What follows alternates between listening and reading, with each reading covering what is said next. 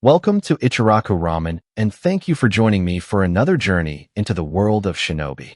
Before we begin, I want to give a huge thank you to everyone who listens, supports the channel, and enjoys these stories. We wouldn't have hit over 2,000 subscribers without you. I also want to let you know the Discord server you voted for is ready. You can suggest stories, vote on what gets narrated next, or just hang out and talk. It's free to join, my way of giving back for getting us here. The link is in the description. Today's story is part 1 of Uzumaki Kombat. Summary. Ages ago, Shao Kahn and Sindel had a child, a boy presumed dead, but secretly spirited away to Earthrealm by Lord Raiden. That child grew up to become the legendary sage of 6 paths generations later. His legacy lives on in a young, abused Jinchuuriki named Naruto Uzumaki. Ages later, when Shao Kahn discovers that his royal bloodline survives in the Hidden Leaf village, he descends upon Konoha to claim what is his. Ripped from a village that only showed him hatred, Naruto is brought to the savage court of Outworld. As the true heir to the emperor, Naruto is about to learn that peace is a lie, and there is only combat. This is a fan-made story inspired by the world of Naruto. All characters and the original universe belong to their respective creators. This narration is created for entertainment purposes as part of a transformative storytelling experience. The story itself was written by VFSNAKE, and full credit goes to the original author. If you would like to read the original version, the link to the story is included in the video description below. Also, if you like my content and want to keep up with future updates, hit that subscribe button and don't forget to share it with your friends. Now sit back, relax, and enjoy. Chapter 1: Ancient Bloodlines. Naruto ran to the hospital and found Kakashi waiting in one of the hallways of the hospital. "Hey, Kakashi-sensei, I was wondering if you could help me train for the exams," said Naruto hopefully at his Jounin-sensei. "I'm sorry, Naruto, but I am training Sasuke. He needs more help than you do since he's going against Gaara." Kakashi replied, not even looking up from his Ika. "But you saw what Neji did to Hinata. How am I supposed to defeat him?" said Naruto, while not liking how his sensei was blowing him off. "And you saw what Gaara did to Lee. Sasuke might get killed." Kakashi fired back with some sternness in his voice. "And so will I if I don't get stronger. Can't you just give me a scroll to help me out or something?" Naruto pleaded, since anything at this point would do. "Look, Naruto, I can't train you because I don't have any time to do so. Sasuke has a better chance of winning against Gaara than you do against Neji. You can't control your chakra. Your jutsu selection is limited to the Academy Jutsu and a B-rank Kenjutsu. Your taijutsu sucks, and your Jinjutsu is non-existent. Sasuke has a variety of Katan ninjutsu, the Sharingan, his clan taijutsu, and a few Jinjutsu. All of which I can help him with," said Kakashi while Naruto shook in anger. "So that is it, huh?" Naruto whispered to his Jounin. "You have no talent whatsoever, and I can't have my reputation being sullied by you if you lose against Neji." Kakashi continued, still not even looking at Naruto. Had he looked up, he would have seen the pure rage within Naruto's eyes. That was when Naruto finally snapped, and his killing intent soared through the roof, making Kakashi look at Naruto. Needless to say, Naruto was mad. No, he was downright enraged. "So that is how you feel, Hatake?" Kakashi flinched at the way Naruto spat out his surname. "Naruto, calm," said Kakashi, but was met with surprising killer intent, and thought he saw a flash of crimson slit eyes instead of Naruto's blue ones. "Calm down. Calm down. Don't you dare tell me to calm fucking down, Hatake. After all I have done for this team, you would cast me aside. Who was the one who saved your ass when you got captured by Zabuza? Not Sasuke me. Who was the one who defeated Haku-san? Not Sasuke me. Who was the one that stood against Orochimaru instead of the cowering like a little bitch for an Uchiha? Not Sasuke me. You can't even stick to your goddamn motto you told us when we graduated from your test. Hell, Sakura should have been tied to that training post, and you know it. Those who break the rules are trash, but those who abandon their comrades are worse than trash. You are worse than trash, you hypocritical piece of shit," said Naruto with Kakashi looking at him with surprise. "Naruto, Kakashi tried to explain, but Naruto wouldn't hear of it, and again the eyes of the blonde flashed red. "Don't address me as if you know me, Hatake. From now on, you will only address me as Uzumaki, and nothing else in my presence," said Naruto while Kakashi didn't like that one bit. "I am your sensei Naruto. I will address you how I see fit, said Kakashi, but Naruto wasn't done and continued his speak. And another thing, you are not a teacher. Hell, I bet the closet pervert, Ebisu, can teach better than you. And he's one of the weakest shinobi I've ever seen with his rank. What kind of sensei gives personal training to one of his students and leaves the rest to fend for themselves? We could have died in the exam against Orochimaru because of your blatant ass-kissing of the Uchiha. You son of a bitch, said Naruto angrily. Naruto, that is no way to talk to your son. Kakashi started as he tried to reprimand his volatile student. Sensei, you have no right to have that title. All I see is an Uchiha cocksucker. You know what? I am done with this. I am done with this team. You, Horuno, and the bitch-ass Uchiha. Nah, said Kakashi again, but the killer intent the boy was generating spiked, and it would be quite impressive if things were differently. Fuck you, Hatake. I will never talk to you again. I respected you once, but now I see what I mean to you, and it's the same belief as the others. You fucking hypocrite of an asshole. Go ahead and go train your Uchiha fuck buddy. Know that when I do beat Neji, your precious Sasuke is next, and I'm going to beat him within an inch of his life, said Naruto before stalked off from the hospital, while nurses and doctors parted the way in case he would try to lash out. Stop, Naruto. I command it, said Kakashi, being the dumb fuck, tried to stop Naruto, who grabbed his wrist and spun on his heel with a kunai in hand and sliced his Ika paradise in half. Never, ever, put your damn hands on me again, Hatake, or I will kill you. Even if you were my father's student, said Naruto, snarled out his threat. Ichikanos? How? The Sandame swore to never tell him anything, thought Hatake, as he was too stunned to even try, and stopped Naruto while watching the boy storm out of the hospital and onto the streets of Konoha. Konoha streets. I can't believe that hypocritical bastard, Naruto thought as he walked down the street. When the villagers saw him, they immediately started glaring at him. However, they were surprised when he glared right back at him with some added killer intent. He even backhanded a grown man, who thought it would be very funny to trip the demon brat and watch him fall. As soon as he did that, the crowds parted for him to go through, not willing to agitate the demon brat even more than he already was. His own heightened hearing picked up their frantic whispering. Did you see that? I told you he was a demon. Only a monster would attack a poor, defenseless man. We should have killed him when he was a baby. Monster. Demon. Freak. Naruto was barely able to restrain himself from lashing out at the idiots he swore to protect. Hold it, Naruto. They're just itching for an excuse to bitch to the councils to have the old man punish you, thought Naruto, since it had happened in the past. So with considerable effort, Naruto calmed down, slightly, and merely glared back so they knew if they did anything first he'd see they lost a few limbs. He was frightened of the people at first, after the first attack on his life at the age of 4, but after the entire situation was explained to him during the incident with Mizuki, well, let's face it, people, he was mad. I mean, who wouldn't be after finding out that the reason the entire civilian population and most shinobi hated you because of something outside of your power? He got even madder when he found out that the one who did this to him, the Yondaime Hokage, was also his father, which was kept from him, and he had learned from the forbidden scroll of sealing. What parent does this type of shit to their own children? The Yondaime was an idiot for putting so much faith in so many idiots. Naruto was also mad at the Sandame Hokage for keeping this news from him, although nowhere near as mad at his father, and kept this information from him for so long.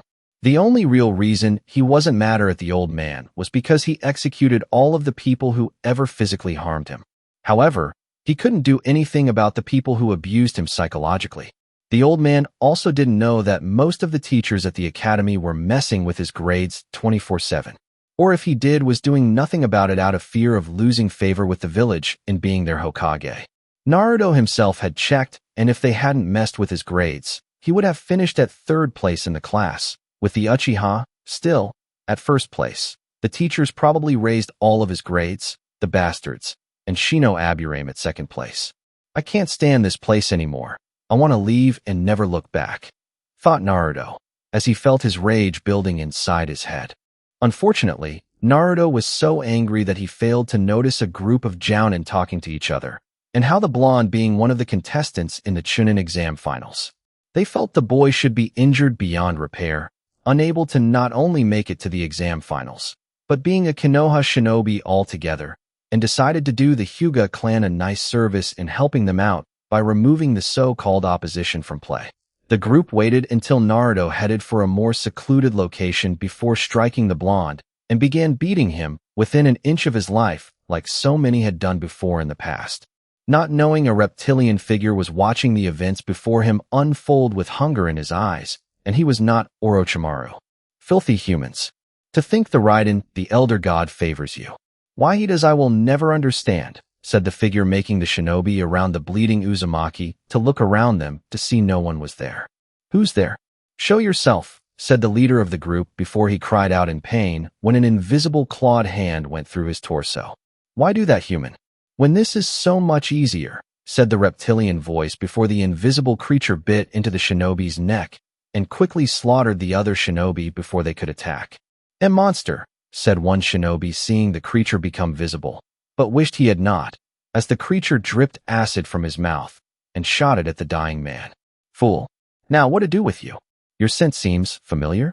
Tainted in a sense. No, not tainted. Locked away. Yes, that's what I smell. But why is it familiar? Wait, could it be he's? But I thought the child died shortly after birth? And that was ages ago before the 10th Mortal Kombat tournament that vile sorcerer failed to secure Earthrealm in the name of Outworld. Could this weak child be his progeny's long line of progeny? I must take him before the Emperor and quickly, given the nature of his wounds, said the lizard-like creature picking up the unconscious bleeding boy before using the amulet given to him to traverse the realms. With the Elder Gods, I ask of you for permission to stop Reptile from taking the boy to the Shao Kahn, said Raiden while he stood before his fellow Elder Gods and saw each of them looking back at him. No, Raiden, you will not stop this. We forbid it, said one Elder God to Raiden's right. The boy is a threat to Earthrealm if he falls into the hands of Shao Kahn. Surely you see that, said Raiden while the Elder Gods frowned at him. You set things in motion when you took the offspring of Shao Kahn and Sindel away from them all those years ago. You brought his progeny to Earthrealm to be the final deterrent against the Emperor in a last resort should the conquest of Earthrealm be assured, and instead that boy grew to become what the people now call in this time the Sage of Six Paths, said another Elder God behind Raiden. It was necessary. I couldn't risk Shao Kahn's offspring growing up to be stronger than his sire and lead a campaign against Earthrealm. We would have never survived had the child been raised by his father. The same will happen with this boy holding the strongest of the Biju in him, said Raiden with the eyes of the Elder Gods glowing around him. We know about the boy's burden, Raiden. Uzumaki Naruto is his descendant, born in Earthrealm with the blood of the Emperor Shao Kahn of Outward running in his very veins, and therefore can traverse between the two realms without reprimand from any of us. However, Shao Kahn is still forbidden from invading Earthrealm, and we have long since ended the Mortal Kombat tournaments to ensure the safety of the realms long after his final attempt at invading it. If we allow you to go through with this, then all the restraints put in place to stop Shao Kahn from invading Earthrealm will be cast down, and nothing will stop the Emperor from having his vengeance for what you did ages ago. That is our decision on this matter, Raiden. Cross us on this matter, and you will be stripped of your status as an Elder God before being cast down, said another Elder God in front of the Raiden. Sighing in defeat, all Raiden could do was watch events play out, and hope his actions many years ago didn't come back to haunt him. Outworld Emperor's Palace. Master Shao Kahn, I bring something of importance before you, and requires your full attention on this matter, said Reptile, as he kneeled before the Emperor of Outworld, and holding the child out before the man. And this dying child? You bring this weak thing from Earthrealm before me? For what reason, Reptile? Said Shao Kahn while seeing the blood from the boy staining his floor. He is no mere child, my Emperor. I have come across something of great importance in my travels into Earthrealm, said Reptile, while the Emperor did not look impressed. Speak.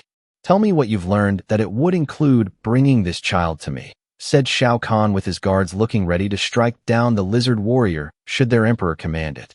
This child? He is of your bloodline, said Reptile with Shao Kahn's eyes widening, and was instantly upon him with a fist to the reptilian man's neck. You lie? I have had only one child brought into the world, and my son was proclaimed dead shortly after breathing his first breath as Prince of Outworld, said Shao Kahn with the pain of losing his progeny still hurting him to this day. I do not understand it either, my emperor, but I swear to you this boy has a sense similar to your own, and it can only be possible if he were of your bloodline. He also has strange marking on him that could only be that of an elder god's, though it reeks of death, said Reptile, seeing Shao Kahn look at the boy on the ground before nudging Naruto onto his back and ripped open the shirt to see the seal. Shao Kahn knew the marking on the boy, as they were the marking of an elder god, who was connected to the death, and there was only one elder god connected with that. Of course the elder god had fallen far, losing his title, and simply being a god of death like Raiden had once been the god of thunder. This was Shinnok's power on the boy's seal. Bring me my best healers now, said Shao Kahn to a servant, who bowed quickly, and then rushed off to obey the command. I do not believe your son died shortly after his birth, my emperor, said Reptile with the ruler of Outworld touched the boy gently. A sense of something long since dead rise up and grasp his heart in an iron grip.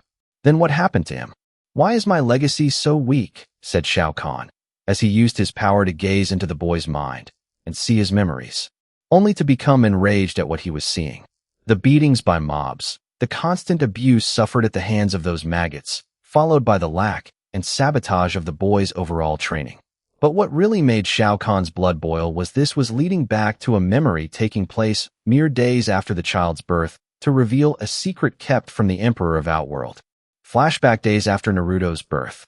You must ensure the boy doesn't reach his full potential Sandaime Hokage. He has the blood of a powerful being running in his veins that could shatter the world you know, and with the QB sealed inside of him now will make the risk all the greater, said Raiden in the Sandaime Hokage's office. Jiraiya came to me earlier about the child of prophecy the Toad elders spoke of, and I fear given the boy's heritage combined with this new information, Naruto's growth has to be crippled. I'll see to it. The news of him being the Jinchuuriki of QB will see to that when I make it public, said the Sandaime while Raiden nodded and looked at the boy. Make sure the boy is strong enough to defend your village, but nothing more than what is being asked of you, and make sure agents are in place to kill him should any of that kind of power manifest itself. The bloodline of the Emperor must not reach its apex in this realm, and given what he now holds, I am tempted to strike the child down now, if not for the elder gods forbidding it, said Raiden with his hand covered in lightning. In flashback, Raiden, he took my son from me. Curse you, Thunder God, yelled Shao Kahn before he punched a nearby pillar and turned it into rubble. This boy is your legacy, said Reptile in shock, while many of the Emperor's generals and servants looked on with horror at what befell their leader. This complex seal is empowered by none other than Shinnok himself. Prepare a room for the child and tend to his injuries immediately. Know that if he dies, you will beg for the elder gods to save you, and the demons of the nether realm to torture you for eternity in their domain, said Shao Kahn with the healers arriving and armed guards assisting in taking the boy to an assigned room to help Naruto recover. I saved the boy from being beaten by the people in his village, my emperor. They were speaking of him partaking in some kind of tournament called the Chunin exams and how they were going to make sure he didn't compete, said Reptile, with Shao Kahn's eyes narrowing and the fire from them creating smoke from the intensity. You have done me a great service, Reptile. Name your reward, and I will grant it if such a wish is within my power to grant, said Shao Kahn seeing Reptile bow before him. I can ask for nothing from you, my emperor, but if it were possible, I would like to help train the boy and see his development grow, said Reptile with Shao Kahn nodding in agreement. Done. Now leave my sight. I must think on what to do regarding my legacy, said Shao Kahn seeing Reptile bow and leave the emperor's throne room while the man's mind was going through what he knew of the boy's own memories and the creature he held.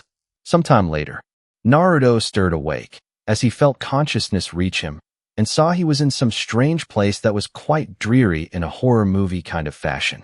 His vision was blurry at first, but Naruto could see and feel the dark energies of this place he was in. Surprisingly enough, the blonde didn't feel afraid of such things, but rather was comfortable in them like it was natural and wished to embrace more of what was making it happen. Wincing slightly, Naruto noticed his hand above the bedsheet was bandaged and frowned since he had always healed fast. Ever since the forest of death and the fight with Orochimaru, his whole body felt out of sync. At least it did until now, and his body felt better. Far better, actually. He hadn't felt like this since ever. Are you okay, young one? He heard a deep voice above him ask, "Yeah, I think so, missed. Holy shit, you're huge." Naruto exclaimed as he looked up to the person he had walked into. The guy stood at 7 feet 3 inches and had rather broad shoulder. He had a helmet on his head that spoke of a warlord. The front of the mask was made of bone. His eyes were crimson red and had some wrinkles covering his face. He was wearing armor along his shoulders and his elbows that gleamed in the light of the room with dried blood. His torso had leather straps forming an X shape, while a dragon-like symbol was at the center of it. "Obviously," said Shao Kahn with a smirk, knowing his form was intimidating. "I'm sorry if I stated the obvious, but I've never seen anyone like you before, or even this very place I'm in now," said Naruto, while getting up looked up at the man now with a questioning look. "One of my agents found you being attacked and brought you here to be healed," said the Emperor of Outworld, while a female servant wearing clothes that would have made a certain Toad Sannin get a nosebleed enter with clothing for Naruto to wear before she left the room. "Oh, thank you. Where am I exactly?" said Naruto while getting dressed behind a portable screen in black combat boots, black pants with a red sash, and a red armband with a symbol of a dragon in black outline on it. "We are in the realm known as Outworld. Follow me," answered the man before leaving the room, never once stopping, as he continued through the palace, and Naruto right behind him. "Say what now?"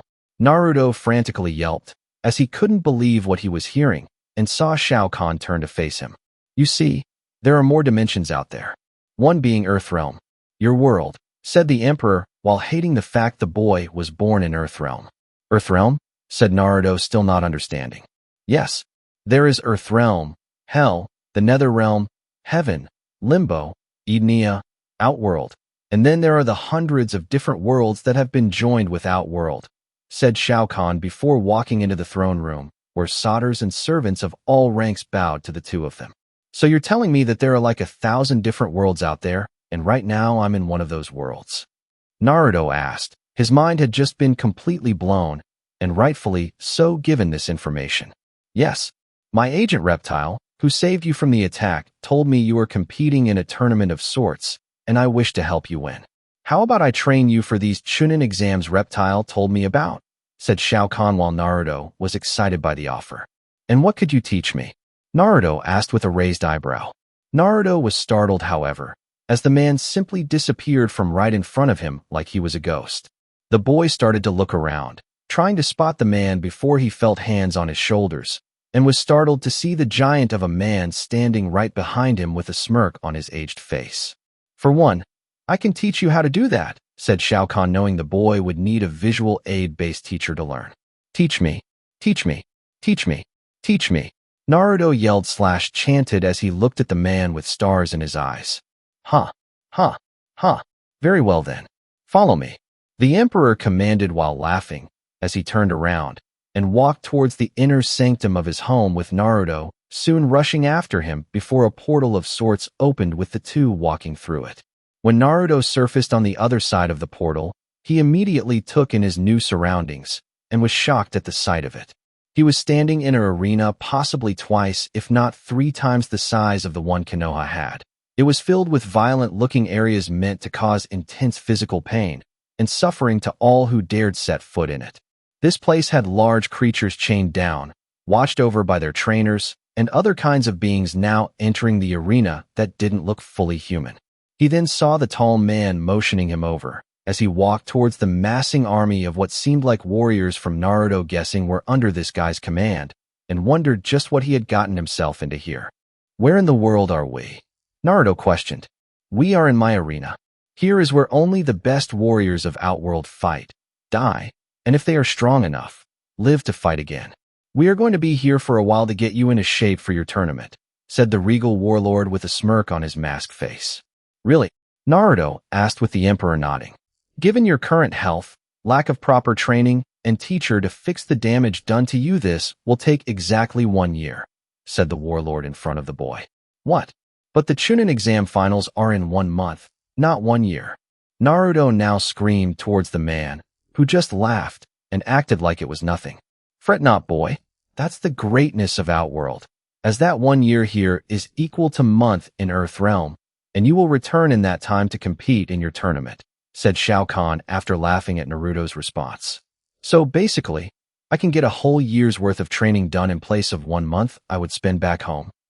Naruto asked with his mouth wide open in amazement. Yes, said Shao Kahn, seeing the boy's eyes light up. Fucking awesome, he said with a small devilish smirk, while Shao Kahn smirked and laughed at his response. Reminds me of myself when I was at that childish age, thought Shao Kahn, seeing a lot of himself in the boy. Look out, Konoha. You wanted a demon. Well, you're going to get one, and he's not going to be the nice anymore, thought Naruto, knowing his chance of winning against Neji just went up in his favor. Happy to see that you're in such a good mood, said the Emperor with a small chuckle. Considering who I'm going to unleash my newfound power on when this is over? Hell yeah, I'm in a good mood, said Naruto with Shao Kahn smirking. Good. That seal on you was having problems working earlier, as a fresh yet crude seal was placed over it, and had to be removed.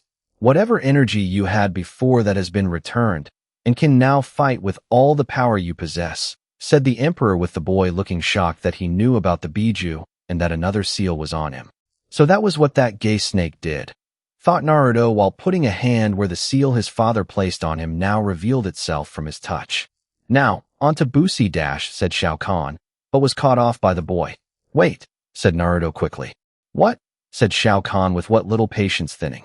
You never told me your name, sir, said Naruto curiously. An evil gleam appeared in the old man's eye as Naruto asked this question. He then started chuckling, but, before long, it turned into full-blown maniacal laughter, managing to look scary as hell, as well as scaring the shit out of Naruto all at the same time. The old man finally calmed down before looking at Naruto with an evil grin plastered on his face. I didn't tell you, huh?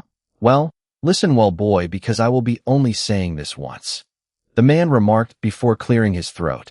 I am the defier of the elder gods, the slayer of the dragon king Onaga, the greatest ruler to have ever lived.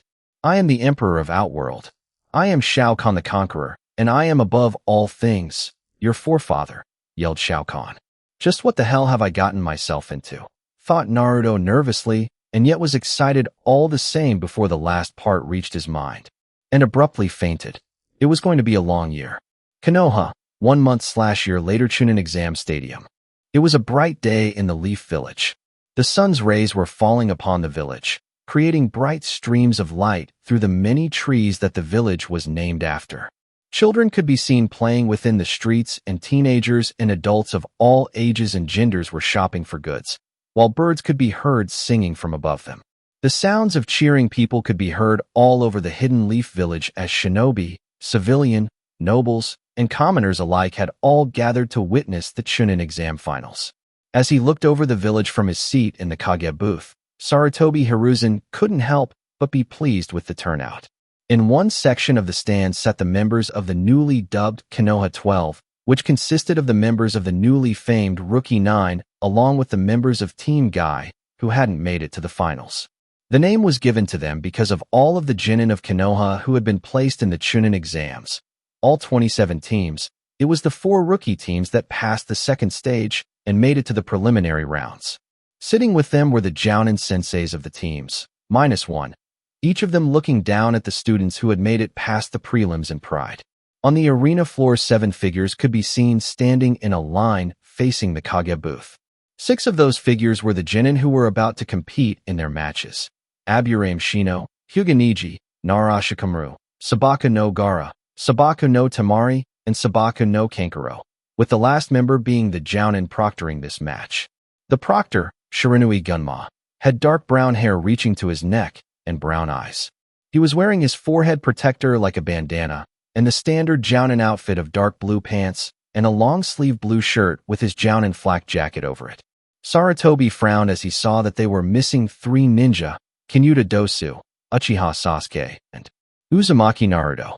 He knew that Dosu was dead, his corpse having been found by his ANBU just last night, and Uchiha Sasuke was with Kakashi, so it was a given that he would either make it at the late minute or turn up late. However, that Naruto was not standing down there was worrying. He knew the blonde would never miss a chance like this. Sarutobi couldn't help but wonder if something had happened to him. Sir, there is still no sign of Uchiha Sasuke, but we have a few squads searching for him, said a Jounin before he leaned over to whisper into his Kage's ear. I see, said the Sandame simply. Sir, Do you think it's possible Orochimaru may have already gotten to the boy? Questioned the man. The Sandaime didn't let his subordinate know what he was thinking. With several decades of ninja experience, he had learned the art of keeping his face emotionless. However, the thought that Orochimaru may already have gotten his hands on Sasuke was worrying. The boy had been with Kakashi, and while Sarutobi planned on having words with how the man had taken up favoritism with his squad, the Sharingan-toting Jounin was still one of his best shinobi. Before he could reply to the Jounin's words, however, he caught sight of a pair of white and blue robes out of the corner of his eye. Upon seeing them, he turned to greet the arriving Kazekage. "Kazekage-dano, you must be tired from the long journey," he greeted cordially. "Not at all," the man replied in his calm manner as he sat down. "Though it's a good thing the exams were held here this time. While you are still young, the trip may have been too much for you, Hokage-sama. Perhaps it's time you choose a fifth Hokage," said the Kazekage while Sarutobi gave a hearty laugh and waved the man's comments off. "Please don't treat me like an old man. The fire in me still burns as strongly as it did 20 years ago. I've still got a few more years left before needing to find a successor," said the Sandaime before looking at the contestants below. "It seems we have two missing," said the Kazekage upon taking his seat, eyes roving over to the field, and the Sandaime nodded gravely. Standing up, Sarutobi gave his announcement. "Thank you for coming. I would like to welcome you all to Konoha's Chunin exam finals. We will now begin the main tournament between the 10 participants who made it through the preliminaries." The crowd began to cheer as the Hokage finished his announcement. Sarutobi nodded towards Gunma, who turned to look at the contestants. "I'm the proctor of the finals. My name is Shiranui Gunma. So you all know who you are facing, correct?" Everyone nodded. "Take a look. This is the lineup for the main matches," said Shiranui Gunma, held up a sheet of paper with the matches shown on it. "Great to change up with me fighting a girl. Joy is me," thought Shikamaru sarcastically since he didn't want to fight girls. As you can see, there will be 5 matches in the first round. Now, while the arena is different, the same rules from the preliminaries apply. "Any questions?" said Gunma, looking at the current contestants. Nobody spoke as Gunma now began the exams. "Will Uzumaki, Naruto, and Hyuga Neji please step forward? All other contestants go to the fighter's booth." Konoha Stadium stands. "Sasuke-kun is not here. Neither is Naruto either," Ino said, as she sat by her best friend turned enemy. "Who cares? It's not like he's even going to be able to beat Neji. Now he is a genius, just like Sasuke-kun." Sakura sneered. "But Sakura, that's your own teammate. At least have some kind of faith in him," said Ino, slightly put off by how casually Sakura just brushed off Naruto, and hoping Neji would hurt the fellow blonde. "The day I have faith in that baka is the day hell freezes over," said Sakura simply. Konoha Stadium stands down inside. Yugao, Hade, Kurenai, Anko, Hana, and Asuma sat within the crowd as they watched the proceedings. Kakashi was late with his student, though no one really cared for either one after hearing how the Jounin blew Naruto off to train the Uchiha personally. "This fight is going to be fun," Anko spoke with glee. Kurenai looked at her best friend and smiled. "Yes, I agree." Hade coughed and spoke. "So who do you think is going to win this fight?" This got everyone's attention. "More than likely it's going to be the Hyuga, I'm afraid. It's a shame because I know the Uzumaki Gaki is looking to avenge the Hyuga heiress after what happened in the prelims." Yugao replied. "Well, you never know.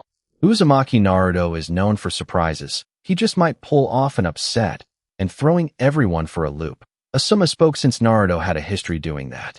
"Let's all see, shall we?" Hana interjected, wanting to see the fight. Arena floor. "Humph. Looks like the loser decided not to show up after all. Not like it would have made a difference any. He was fated to lose today, and the day after that," sneered Neji while thinking his victory would only bring down Hinata further. He was silenced, however, as he heard a strange sound behind him, and turned to see what it was with wide eyes along with everyone else. They saw a large, circular, orange portal open, and the sound of heavy ground shaking footsteps coming from the portal entrance with the shadow of the figure coming from it being revealed to the light. "So, you decided to show up after all, huh?" "Lose dash," said Neji, stopped talking however as he took in the appearance of the person walking towards him and Gunma. Is that Uzumaki Naruto," thought the Jounin proctor while wondering if he needed to have his eyes checked or if he was in the Twilight Zone.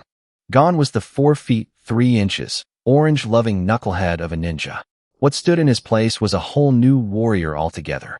This boy, no, man stood at an impressive 5 feet 7 inches. His spiky blonde hair was now down to his shoulders and held in the back by a ponytail. He had gone from scrawny to ripped. He had muscles bulging damn near everywhere. It was really visible since he was shirtless with black X-shaped leather going across his torso with a dragon emblem holding it together in the middle.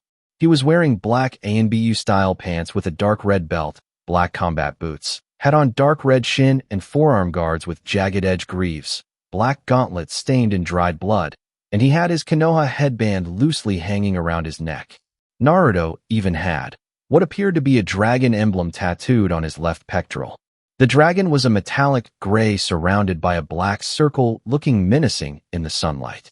They only knew it was Naruto due to the whisker marks on his cheeks being thicker than usual, as the usual spiky blonde hair was covered by a metal helmet with a bone-like front that protected the upper part of the face, and his blue eyes were now crimson red with slit pupils.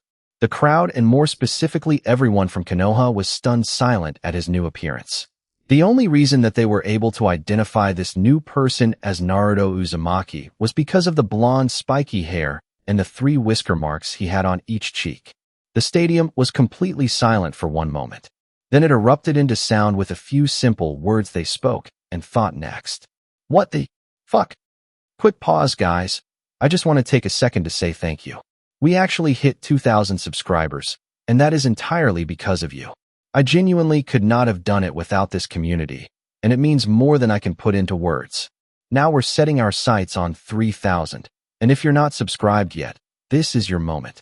It takes 1 second, and it truly makes a difference. Alright, let's get back to it. Naruto's not going to wait forever. Chapter 2, Test Your Might. The stadium erupted into frantic chatter as everyone was trying to find out what happened to the demon brat. What the fuck? I thought he was supposed to be some scrawny-looking idiot wearing Kill Me Orange? No, not that thing standing down there, said one person in the stands. Oh my Cammy, he's so sexy, said one woman not from Konoha.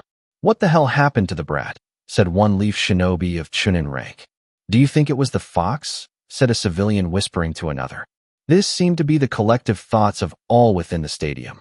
Stands. That's Naruto? Ino asked/shouted as she saw the new and very much improved version of the blonde knucklehead. Sakura was staring too, but was in denial. She was trying to convince herself that there was no one who could look better than her Sasuke. Choji was frozen in mid-chew and staring at Naruto. Kiba was smirking. He had a feeling that the match with Neji was going to be extremely brutal. Hinata was currently holding her nose to prevent the ever-massive nosebleed that would have erupted when she saw Naruto's muscles. Down in the arena, Temari was staring at Naruto while trying to hold back her own with less noticeable effort. Wow, this kid went from loudmouth squirt to hot stud in less than 1 month. I hope he's still single. Hubba, she thought while her face was red. So Temari's got a crush on him. Blackmail material, thought Kankuro was noting the look on his sister's face and was grinning as he knew that he could use this as blackmail material for later. Shikamaru's eyes were wide, but he still had that bored look on his face. Troublesome, he said out loud, knowing Naruto's face was in the dictionary when it came to the term. Maybe he can help me prove my existence, thought Gaara had on a slight sadistic smile as he stared at the blonde. Shino was wondering what had happened to the boy that made him change so drastically in such a short time. He was also starting to wonder how he was able to do that thing when he entered the arena. Arena floor. In Naruto Uzumaki.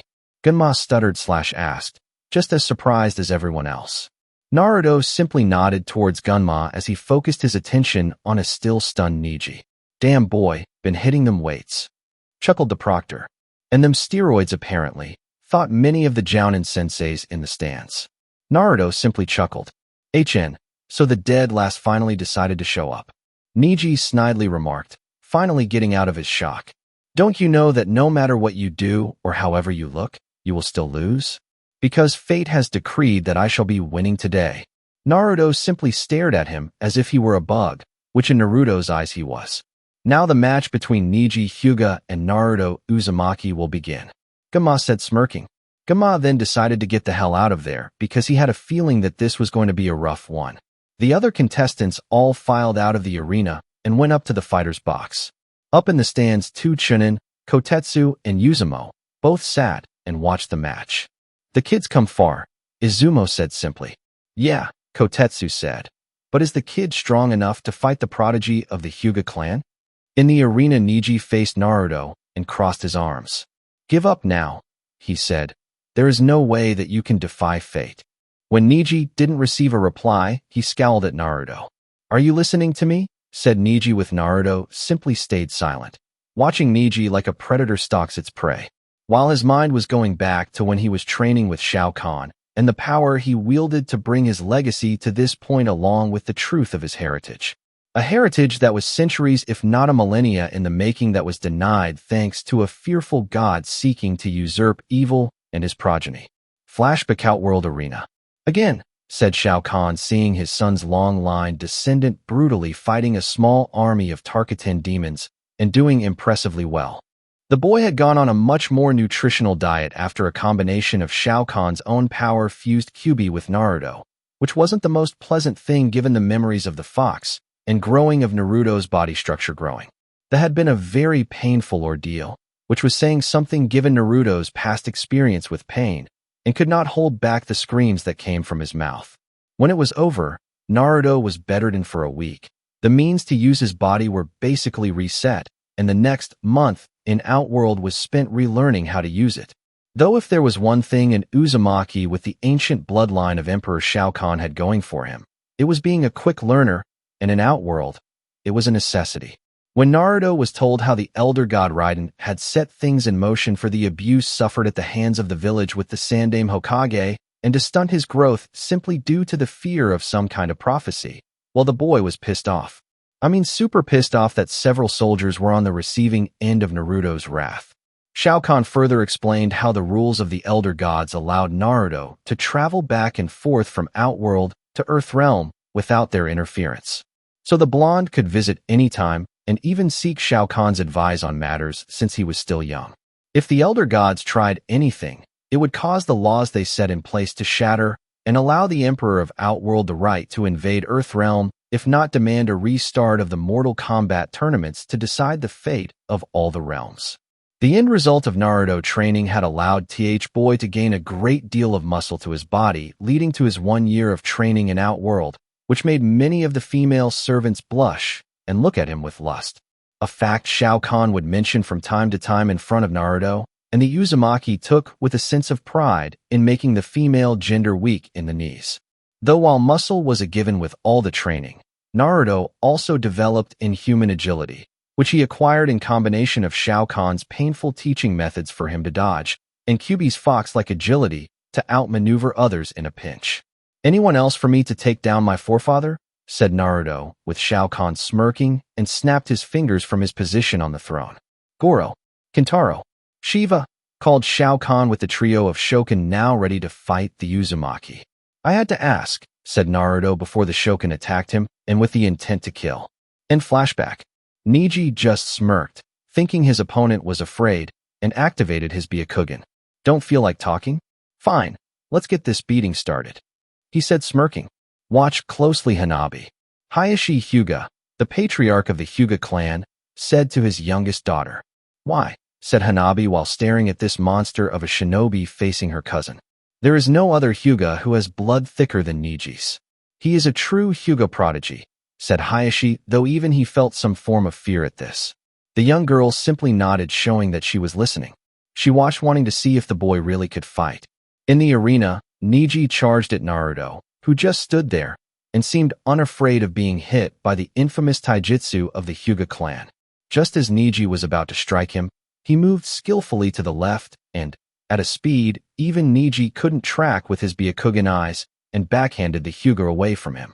Neji rolled about 10 feet away from Naruto before stopping and quickly getting to his feet in shock. What the hell was that? Thought Neji, as he nursed the right side of his face.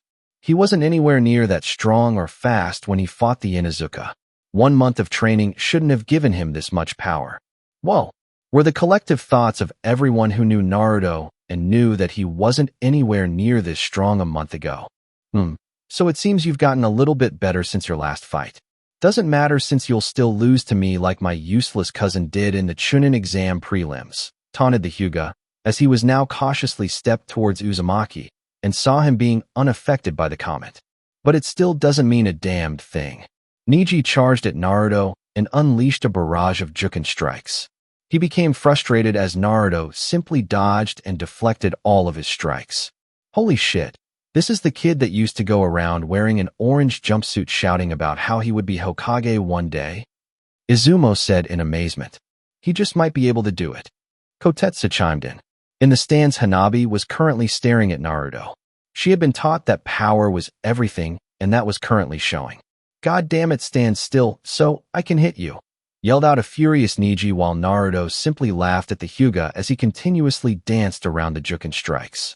Neji had a small moment of triumph as he finally managed to nail Naruto in his left arm. However, triumph was replaced with pain as Naruto used that exact same arm to punch Neji across his face, sending him flying back a good 15 feet.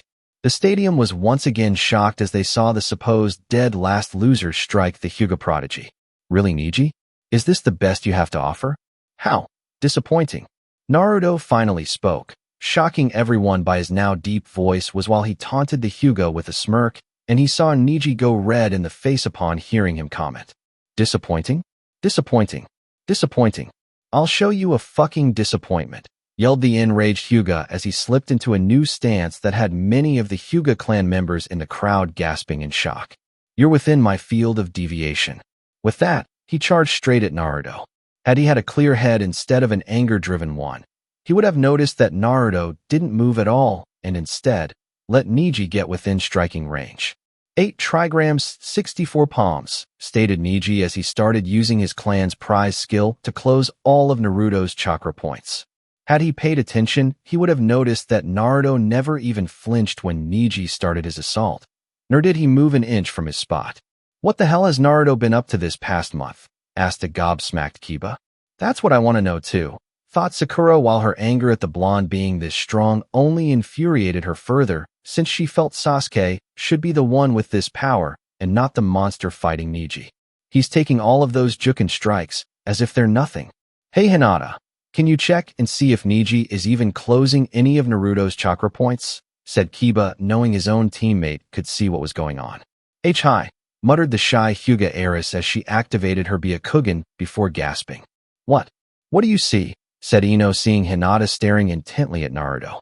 Aomatsu Yening, Neji and Aisen's chakra hasn't even scratched any of Naruto-kun's chakra points, she said, much to the amazement and disbelief of all of those around her.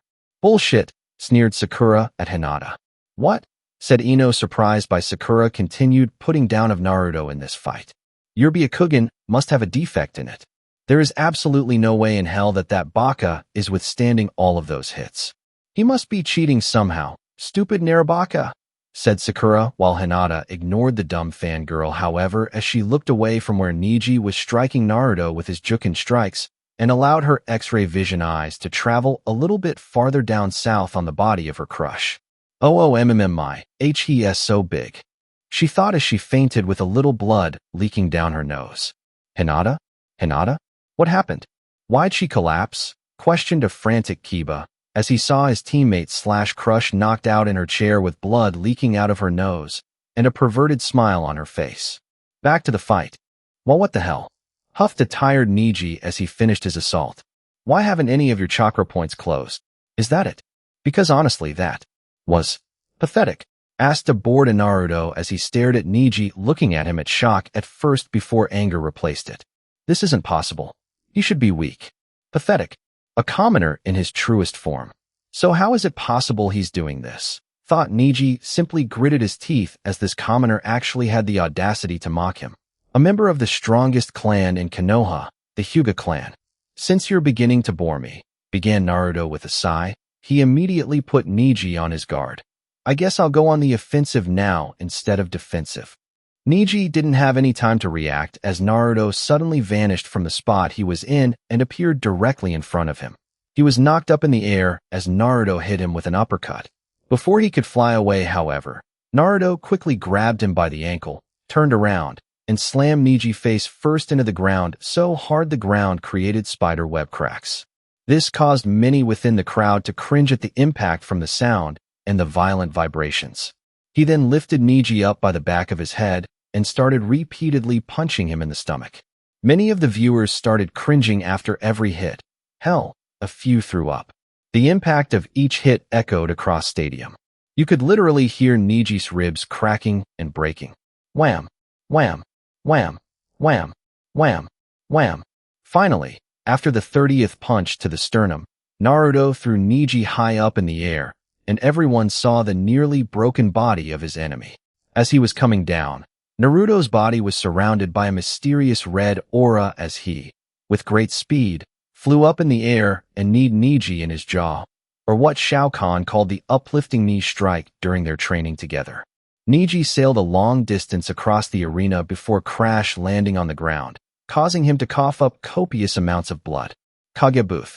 That was a rather brutal. Jin you have their Hokage Dano. I must say his ruthless fighting ability rivals that of Gaara, commented the Kazekage, after pausing to find the suitable word for what he just witnessed. Since when the hell was the Kyuubi child this powerful?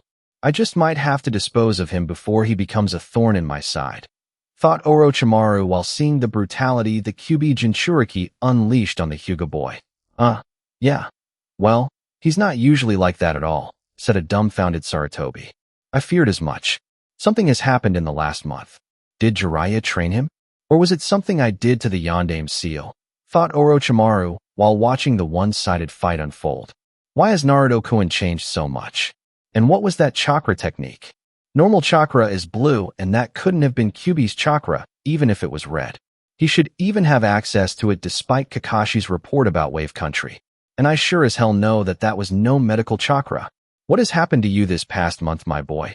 Thought the Sandaime, while seeing Naruto running Niji over with his power. Stance. Blargh. Puke Choji, after witnessing one of the most gruesome displays of brutality he has ever seen. Shikamaru simply stood there with wide eyes and a gaping mouth. No one could really tell if Shino was disturbed or not. However, if you looked real close, you could see sweat dripping down his forehead. The rest of the Genin, except Hinata who was still unconscious, were stunned into total silence. My god, Asuma's words pretty much wrapped up what all of the Jounin and Chunin were thinking. Well, except for one. I think I'm in love, yelled an extremely aroused Anko with hearts in her eyes as she gazed upon Naruto and all of the blood he had spilled. That was one of the most sadistic and bloody things Anko had seen in a long time. And Anko absolutely loved bloody and sadistic things. Right now, Anko's list of men she had an eye on in Konoha had been narrowed down to one person, and he was currently at the top of the list while competing in the arena below. Nijiniki, mumbled a frightened, teary-eyed Hanabi. She had just seen someone she viewed as an older brother beaten to a bloody pulp. And the fact she's only 10 years old means someone's traumatized for life. No, whispered Hayashi as he watched his brother's son, his nephew, try to stand up while still coughing up blood. Arena floor. Holy shit. Thought Genma, trying to decide whether or not to stop the match right now before Naruto flat out killed Niji. He couldn't, however, as the Hyuga was still conscious and had finally stood up.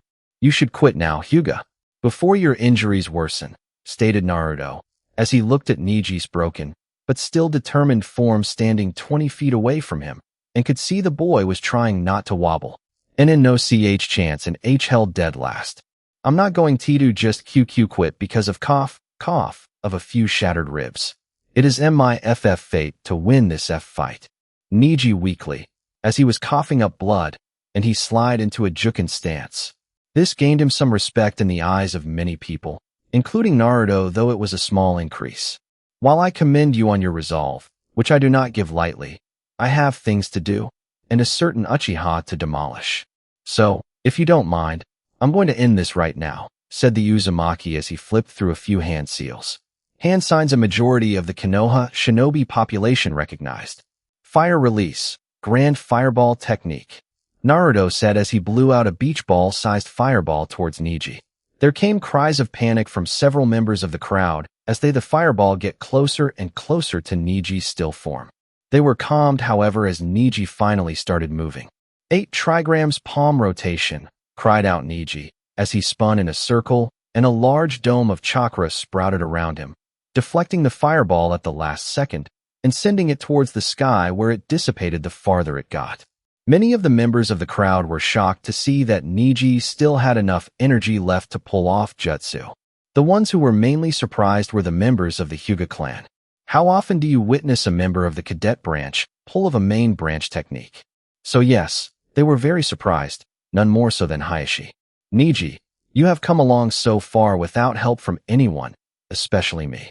What kind of uncle am I when I can't even help out my own nephew? Thought the Hyuga patriarch sadly as he looked at the only child of his deceased brother. Impressive, Niji. You truly are indeed a prodigy worthy of mentioning in regards to the Hyuga clan.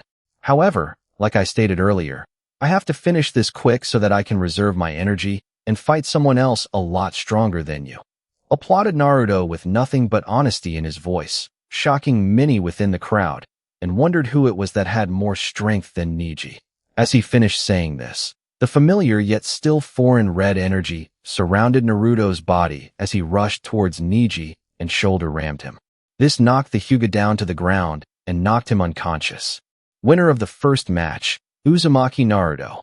Ganmai yelled while still finding it hard to believe this kid walking away from the fight was Uzumaki Naruto. The crowd was dead silent. Deathly silent. They were stunned, shocked in disbelief. As the medic Nin came out to retrieve Niji, they were shocked as they saw Naruto pick him up and carried him over to the stretcher where the medics then took him towards the medical room. This act of selflessness snapped the crowd out of their stupor, as he slowly received a very reluctant applause from those born in Konoha, those that hated him of course before it burst into a thunderous roar of clapping, and finally the cheering from the people in the stadium overall. He actually won, Ino gasped. Sakura was completely silent, as she was trying to decipher the fact that the dead last had just beaten last year's Rookie of the Year and advancing to the next round. It was simply impossible in her mind that this happened. It shouldn't have happened. That did not just happen. There's no way Naruto is this strong. It has to be a Jinjutsu. Yeah, that's it, a Jinjutsu made by the dumb baka. Thought Sakura while seeing this new and most definitely improved Naruto walk to the fighter's box. Kiba smirked. He was really glad that Naruto beat Niji. Now he didn't feel as humiliated that he had lost to Naruto before. Weird, huh? As for Hinata, she was still in her own perverted world of unconsciousness. What do you think? Kotetsu asked his companion. I think that Niji at least deserves a promotion for being able to stand and fight, taking such a brutal beating.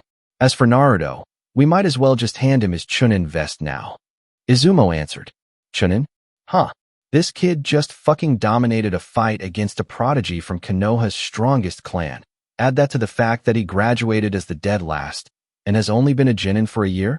Shit, they might as well give this kid his Jounin vest right now, said Asuma, who was listening in on their conversation and knew this kid was way beyond the rank of Chunin. The two nodded to each other. They had to admit that even though Naruto had only done a few things, that they were all in fact rather impressive. They decided then that Naruto would be one of the ones who would be promoted to Chunin. Now they couldn't wait to see what this kid could do during the Jounin exam. Now, that was something that they were really looking forward to. With the Hyugas, Hanabi was practically shedding tears of joy now that her Aniki wasn't going to die or be beat senseless anymore. The Hyuga Council was thinking something along lines of trying to get Naruto married into the clan so that they could obtain that powerful green aura, and were trying to think of a way to marry him off to Hinata, Hanabi, or another Hyuga main branch female. Hayashi, however, knew what they were thinking, and he didn't like it. He didn't like that fact that they were trying to control his clan by marrying off his daughters of all things. The very thought made his stomach churn. Right now he was hoping that he could find a way to get rid of those old farts so he could finally control the clan the way he wanted it. That meant Ino caged bird seal, so he could finally get close to his only nephew. Naruto walked up to the fighter's box and was instantly besieged by the others looking at him in awe, fear, and in Temari's case, lust. Naruto, how the hell did you get so strong? Shikamaru asked. The answer to that, Shikamaru, is none of your motherfucking business. Naruto yelled before laughing, as they all fell down out of surprise from the outburst after they leaned forward to hear him and saw them sweat drop. Troublesome blonde, muttered Shikamaru, as he got up off the floor and rubbed his forehead. I wouldn't be me if I wasn't troublesome, Shikamaru, chuckled Naruto while the next match was about to begin. It was time for Uchiha Sasuke and Sabako no Gaara to fight. Problem was, Uchiha Sasuke was still nowhere to be seen or found. I guess I have no choice but to disqualify Sasuke for not showing up, said the Hokage while looking over where Naruto was standing, and his appearance was making the old Kage nervous. Hokage-sama, perhaps you should wait and postpone the match until later. The people did come to see the boy and my son compete in this expected battle of the titans that are our best genin of our respected shinobi villages, said the Kazekage with the Sandaime, narrowing his eyes at him before giving it some thought. Very well. It would be in the spirit of competition these two would face off, and to help further our good relations, I'm willing to postpone the match, said the Sandaime before he gave the order, while Naruto and Gaara frowned in displeasure when hearing Gunma make the announcement. If I had been 1 second late, they would have called for my instant disqualification and a whole bunch of other sanctions against me, said Naruto more to himself than anyone else. Why you? Said Temari with Naruto looking at her now, and it was making all kinds of emotions run through her body. Because I am a Jinchuuriki. Just like him, said Naruto pointing at Gaara. Which one? Said Gaara before Temari could speak. Kyuubi, said Naruto, simply with Gaara's eyes widening, and no doubt Shikaku was in his head telling him to stay the hell away from him. I see now. That explains the whispers I've heard the people make about you, and why they were hoping you'd lose at the Hyuga's hands, said Temari, seeing Naruto let out a chuckle. I'm not surprised. Unlike your brother, the Leaf Village didn't want a weapon with the power to fight them if they wanted to vent their anger, and had no problem making my life miserable from day one, said Naruto, while Gunma called for Kankuro and Shino to come down to fight. I forfeit, said Kankuro, knowing that he risked fighting Shino now would cause the plan for the invasion to go up in smoke. Will Sabako no Temari and Nara Shikamaru please come down to the arena floor? Your match starts now, said Gunma with Temari heading down quickly and waiting for her opponent to appear. Troublesome. First Naruto's change in appearance, and now this. I'm going to forfeit, said Shikamaru before he was lifted from his position and thrown out of the fighter's box to the arena floor below. Crash. You can thank me later, said Naruto with Shikamaru grumbling while picking himself off the ground. Damn blonde. Damn troublesome blonde-haired people. First Ino being my teammate, then Naruto doing this, and now the one from Suna is my opponent in the exams. I swear Kami loves blonde-haired people over me, said Shikamaru while getting off the ground, and saw Temari was ready for a fight. Just for that, I'm going to beat the laziness right out of you, and then I'm going to ask Naruto-kun out on a date, said Temari with several girls unleashing killer intent at her. Oh, she did not just say that, thought several people glaring at the blonde kunoichi from Suna. Fight, said Gunma with Temari moving quickly to finish this in at least one move. Oh holy crap, said Shikamaru, as he underestimated Temari's speed and barely dodged the hit from her iron fan. Stand your ground and fight, coward, said Temari, as she kept using her iron fan like a blunt object, and Shikamaru was running away while having flashback of seeing his father doing the same thing when mom was in one of her moods. So this is what he goes through all the time. I have a newly found level of respect for you, Dad, thought Shikamaru before he tripped on a rock and looked back to see Temari leap in the air with her iron fan coming down on him. Take this, yelled Temari with Shikamaru seeing his life flash before his eyes. With my last breath, I just want to say, troublesome, said Shikamaru seeing the blunt object get closer to his skull. Smash. Winner, Sabako no Temari, said Gunma, who winced at seeing Shikamaru twitching from taking the blow to the skull, and was surprised the girl's weapon didn't have an imprint of the Nara's face on it. And yet the boy was somehow alive. Unconscious, but still alive. Flawless victory, said Naruto with a grin on his face. No shit. Will Sabaka no Gaara and Uchiha Sasuke come down to the field? It's time for your match to begin, said Gunma, while Shikamaru was carted away while Temari went up to the fighter's box. So, about that date, said Temari sly with her finger moving around the muscles of the Uzumaki's chest and let out an eep when he suddenly grabbed her rear before pulling her towards him. If I say yes, just what do I get in return? Said Naruto while seeing her blushing red in the face, seeing Temari squirming a bit while his hand stayed firmly on the kunoichi's rear, and it increased when her crotch rubbed up against his own. Think of something, said Temari in a slightly squeaky voice while Naruto just grinned further like a madman. I'll hold you to that, Temari-chan, said Naruto before he let her go, as the now flustered and aroused woman tried to focus on the arena. Not what he could do with that weapon hidden away in his pants. Meanwhile, the match below was like history repeating itself once again, as Gaara had appeared on the arena floor and Uchiha Sasuke had not. This did not sit well with the future clients and daimyos watching things unfold from their position in the stands. Some people were booing the Uchiha for not showing, while many Konoha-born people grew concerned something might have happened to the boy, and others suspecting Naruto had a hand in it. Not that Naruto cared, since he would kill the Uchiha in these exams and stick it to Konoha in the worst way possible, with no way for them to get back at him. Not legally anyway. Uchiha Sasuke is not here and therefore disqualified. The winner of the match is Sabaku no Gaara. Will Aburame Shino and Uzumaki Naruto come down to the arena floor, said Gunma, after waiting long enough for Sasuke to get here for his match. Looks like we're up, Shino, said Naruto with the Aburame having a pensive look on his face.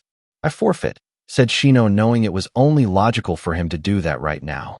His insects didn't stand a chance against Naruto's power, and that was what everyone had seen so far. Who knows what else the Uzumaki had up his sleeve? Smart man, said Naruto before seeing Temari looking at her brother waiting for a match. I'm going to forfeit too. My brother is not squeamish should he decide to kill a member of his family, said Temari with Naruto nodding in understand. Well, that's just great. Fine. Will Sabaku no Gaara and Uzumaki Naruto come down here to face each other, said Gunma with a sigh and hoped no one else forfeit. Showtime, said Naruto before he jumped out of the fighter's box and landed loudly on the ground to cause a crater in the process and shook the stadium. You will prove my existence and die regardless of your power, said Gaara, who was now grinning and finding his blood rushing through him faster than it had in a long time. Of course, the fight between them was interrupted when Uchiha Sasuke finally arrived, and with Hitaki Kakashi right behind in a swirl of leaves. Though compared to Naruto's entrance, they looked kind of bland and boring in a sense where no one really went wow at the sight of them. Are we late? Said Kakashi with a smile on the unmasked part of his face, and Gunma just sighed at the man. Not only are you late, but Sasuke's match was postponed, and when you didn't show up with him for his second chance I had to disqualify the Uchiha, said Gunma, seeing both Sasuke and Kakashi were shocked by this. Well, Kakashi was shocked, but Sasuke was pissed off, and the Uchiha looked ready to kill someone. Well, at least that loser of mine for a teammate didn't advance in his match against Neji. I bet the Hyuga hurt that pathetic excuse of a shinobi no badly that he cried and pissed himself, said Sasuke, letting out a cruel chuckle, only to be surpassed by a cruel laughter coming from a helmeted figure, and the burning crimson eyes made the hairs on the back of Kakashi's head stand up. You would be losing that bet, Uchiha. Neji fell in battle by my hands. Painfully, I might add, said Naruto with Sasuke looking at him with disbelief. Naruto, said Kakashi while Naruto just grinned further with his fangs showing. Impossible. You are not that dead last loser, said Sasuke, seeing what Naruto now was and felt should be rightfully his own power. If you're so confident, then back it up and take me down yourself, Sasuke, said Naruto with the Uchiha charging forward blindly and hitting him with a punch to the stomach, only to cry out in pain. H, yelled Sasuke as he held his now broken right hand, and hearing Naruto laughing at him. Foolish Uchiha, your strength, what little there was of it in your possession has failed, and are no longer even remotely close to my league, said Naruto with his arms crossed in front of him. Shut up. I don't care what kind of power you possess. I will always be better than you, loser. This village will always love me over your worthless self any day of the week. My finger has more value than your whole body, said Sasuke while Naruto just smirked at him. Is that so? Said Naruto, his grin reaching from one ear to the next. 100%, said Sasuke while Kakashi was still looking in disbelief at what had become of Naruto. Then let's test your little theory, said Naruto before his body glowed red for a second and a shoulder strike at the Uchiha that sent the boy through the stadium wall. Sasuke, said Kakashi before glaring at Naruto. Looks like you were wrong about me being a weak and pathetic Hitaki. What was it you said? You didn't want to risk your reputation on teaching a no-talented person like myself? That I would lose to Hyuga Neji and therefore not worth your time? I am in the last match of the Chunin exam finals. I crushed my enemy without your help, my so-called sensei, And after today, I won't need any of your so-called training after this tournament is over, said Naruto, letting out a cruel laughter that echoed throughout the stadium. What do you mean by that? You are a Chunin unless promoted by the Hokage himself to Chunin, said Kakashi while Naruto just grinned while looking back at the Sandaime. Him? He may portray himself to be a dragon with his title, but that man is really just a toothless worm, said Naruto, seeing Kakashi looking at him in shock, and everyone else hearing that.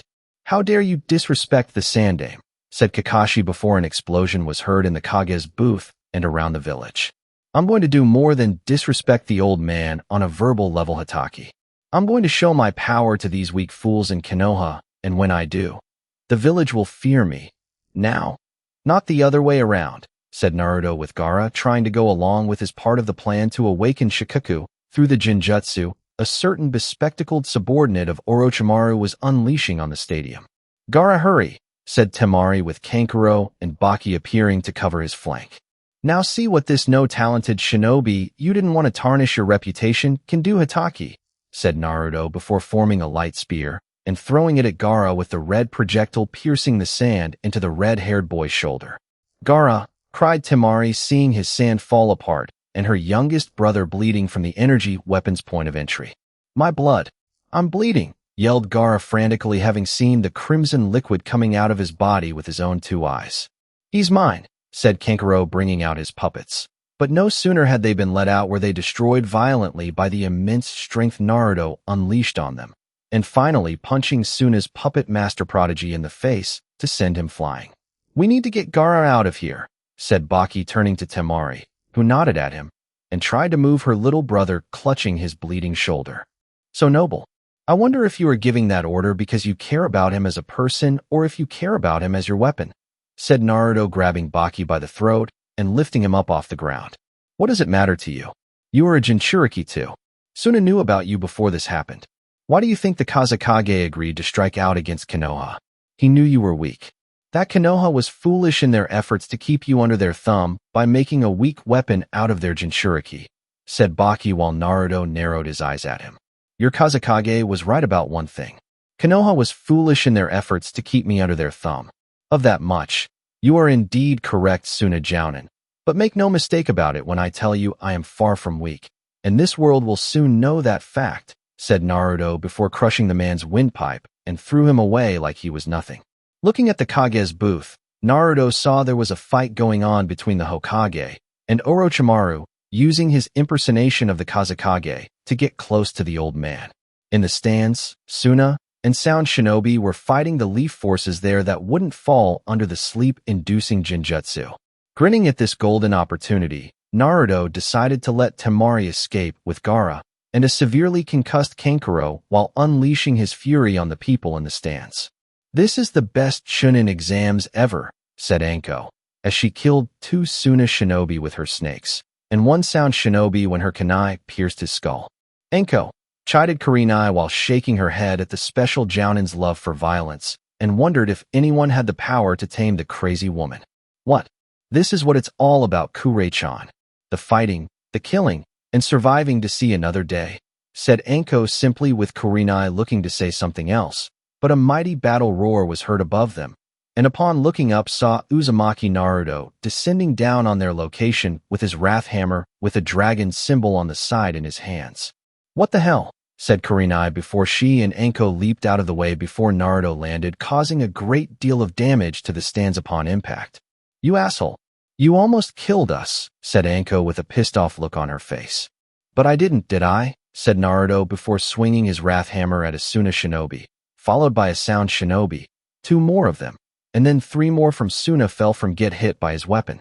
That's not the point, said Anko before she kicked 1 Suna shinobi between the legs and moved to kick Naruto's ass, until she saw the pile of bodies and splatters of blood that surrounded him. No, the point is that you saw me heading your way, you dodged, you survived, and looked sexy killing these weak fools, said Naruto before he performed charging spikes, and had caused the group of shinobi that were hit become shredded from his jagged armor plating on his body.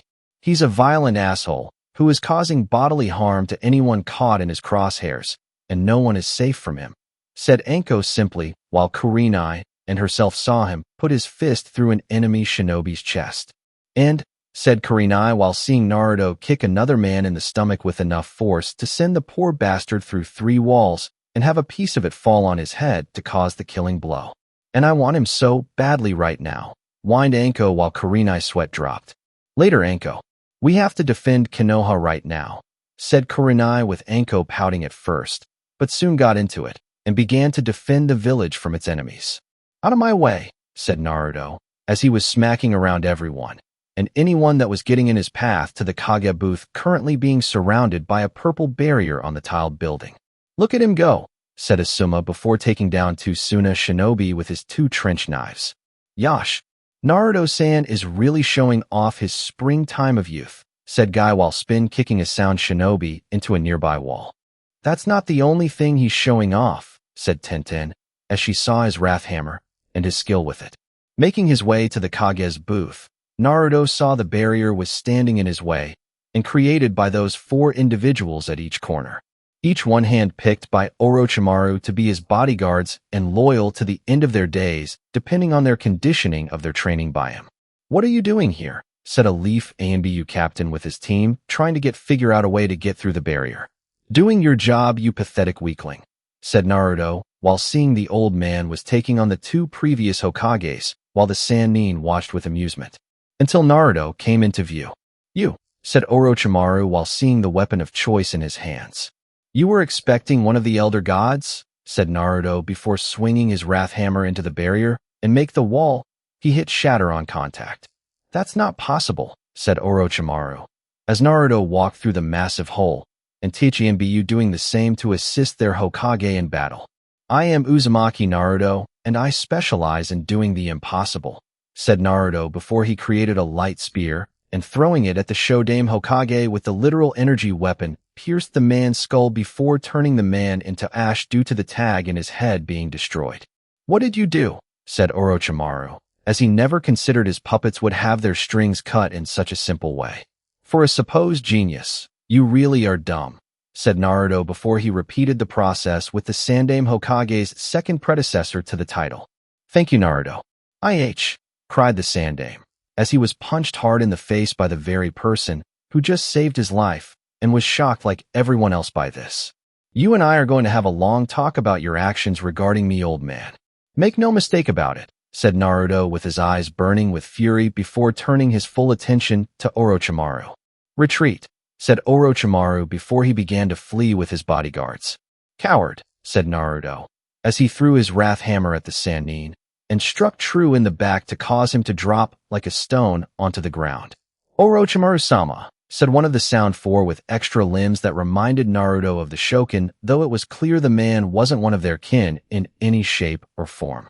The Sound Four tried to intercept Naruto, but they were attacked by the senseis of the Rookie Nine and Guy, while the young warrior descendant of Shao Kahn landed in front of the downed Sannin. The impact of the wrath hammer nearly breaking his spine while shattering the bones in his shoulders and to stop any movement in his arms altogether. He couldn't move much with the damage inflicted while taking considerable effort to get onto his knees, but Naruto was not one for taking chances with the Sannin and walked slowly towards the man with caution should he try something. And try he did. The man's face shot up and shot out a long blade from a sword from his mouth. Intent on killing this genin ranked nothing that had ruined everything for him and ruining years of planning his revenge. All the scheming, the preparations, and hard work were destroyed in a single day by this Uzumaki brat standing before him. However, the boy was expecting something and moved faster than the Sannin thought possible before feeling a nearly skull-crushing pressure from hand now on his face. "Your soul is mine," said Naruto, having been taught the deadly art by Shao Kahn before ripping the man's soul from his body and into his own with the Sannin screaming out in agonizing pain in the process. Those watching this event unfold, Konoha, Suna, and Sound Shinobi could only look on in horror at the sight of Orochimaru's soul, which many questioned if he even had one in the first place, leave his body to enter Naruto's own. The body of the Sannin fell down dead, his bodyguards now screaming in pain from the cursed seals burning away at their master's death, and even Anko herself was feeling the failed mark of her former teacher burning away. Seeing the Kusanagi soared amongst the now quickly decaying body of Orochimaru, the Uzumaki picked it up and examined the blade while finding it would be a useful addition to his arsenal. Orochimaru, my old student, said the Sandaime mournfully while in disbelief at seeing Orochimaru's body falling apart and Naruto standing over it. Pathetic, said Naruto, seeing the Sandaime focus on him now with a slight scowl. Show your respect for the dead, Naruto. You could at least do that, said the Sandaime while Naruto just laughed at him. Me? Show respect to the likes of him? Like you showed respect for my father's dying wish, said Naruto, seeing the Sandaime flinch at him. How did you know? How did you find out? Said the Sandaime while Naruto scowled and narrowed his eyes at the old Kage. It doesn't matter how I know. What matters is that everyone this village pays for their actions against me. Starting with you, said Naruto before he was in the Sandaime's now surprised face and punched the man in the stomach to make the Hokage fall to his knees before throwing up. And Naruto, stop, I beg of you, said the Sandaime before he was lifted up his neck. The feeling of the punch rivaled Tsunade, and his fight with his former student along with the previous two Hokages had sapped his strength dry. This village's pathetic arrogance and their ignorance no longer shackles me. All these years, you along with the rest of them have fought to keep me under your control and deny what is rightfully mine. Not this time, old fool, said Naruto, as he punched the Sandaime in the face, then backhanded him, and threw the Kage into the stadium wall with enough force to create a spider web cracks. I had no choice. It needed to be done. It was for the good of the village. The world needed to be protected from the child of prophecy. It's the reason why the elder god Raiden came and informed me of what needed to be done, said the Sandaime, trying to get up, but was kneed in the chest, and then grabbed by the back of his battle uniform before being spun around into the wall again, only going through the damaged part of the stadium. A pathetic effort from an incompetent deity to bind what cannot be bound to his rules, said Naruto, simply before summoning his wrath hammer. Please stop, Naruto. Show mercy, said the Sandaime, crawling away from the boy he had wronged. Like the village showed me, said Naruto before he was surrounded on all sides by Anbu and a man he had never seen before with long white hair, standing protectively over the Sandaime. Stop, Naruto. This is getting out of hand, said the figure with Naruto looking less than impressed and pleased by the interruption. And who are you to command me? Said Naruto with rage growing in his eyes. I'm Jiraiya the Toad Sannin, and I'm your godfather, said Jiraiya with Naruto's eyes widening before they narrowed, and the rage in them increased exponentially. I see. So it wasn't enough the old man denies me my heritage, but you abandoned me to a life of torment in this village, and only now come back here to save him, said Naruto, pointing to the still-downed Hokage. What are you talking about? The Sandaime told me you were loved in the village, that you were being trained to the best of your abilities each time I visited to report what I learned from my spy network, said Jiraiya before looking back at the ashamed face of the Hokage. It seems you were being deceived as well by the old man. Whatever he told you was a complete lie, said Naruto with a hollow tone of amusement in his voice. Sensei, what is going on? You told me he was loved here in Konoha. You told me the Yondaime's dying wish was being honored. That Naruto was being properly protected from his father's enemies, said Jiraiya with the Sandaime looking away from his second of three students while Naruto laughed. Loved? Protected?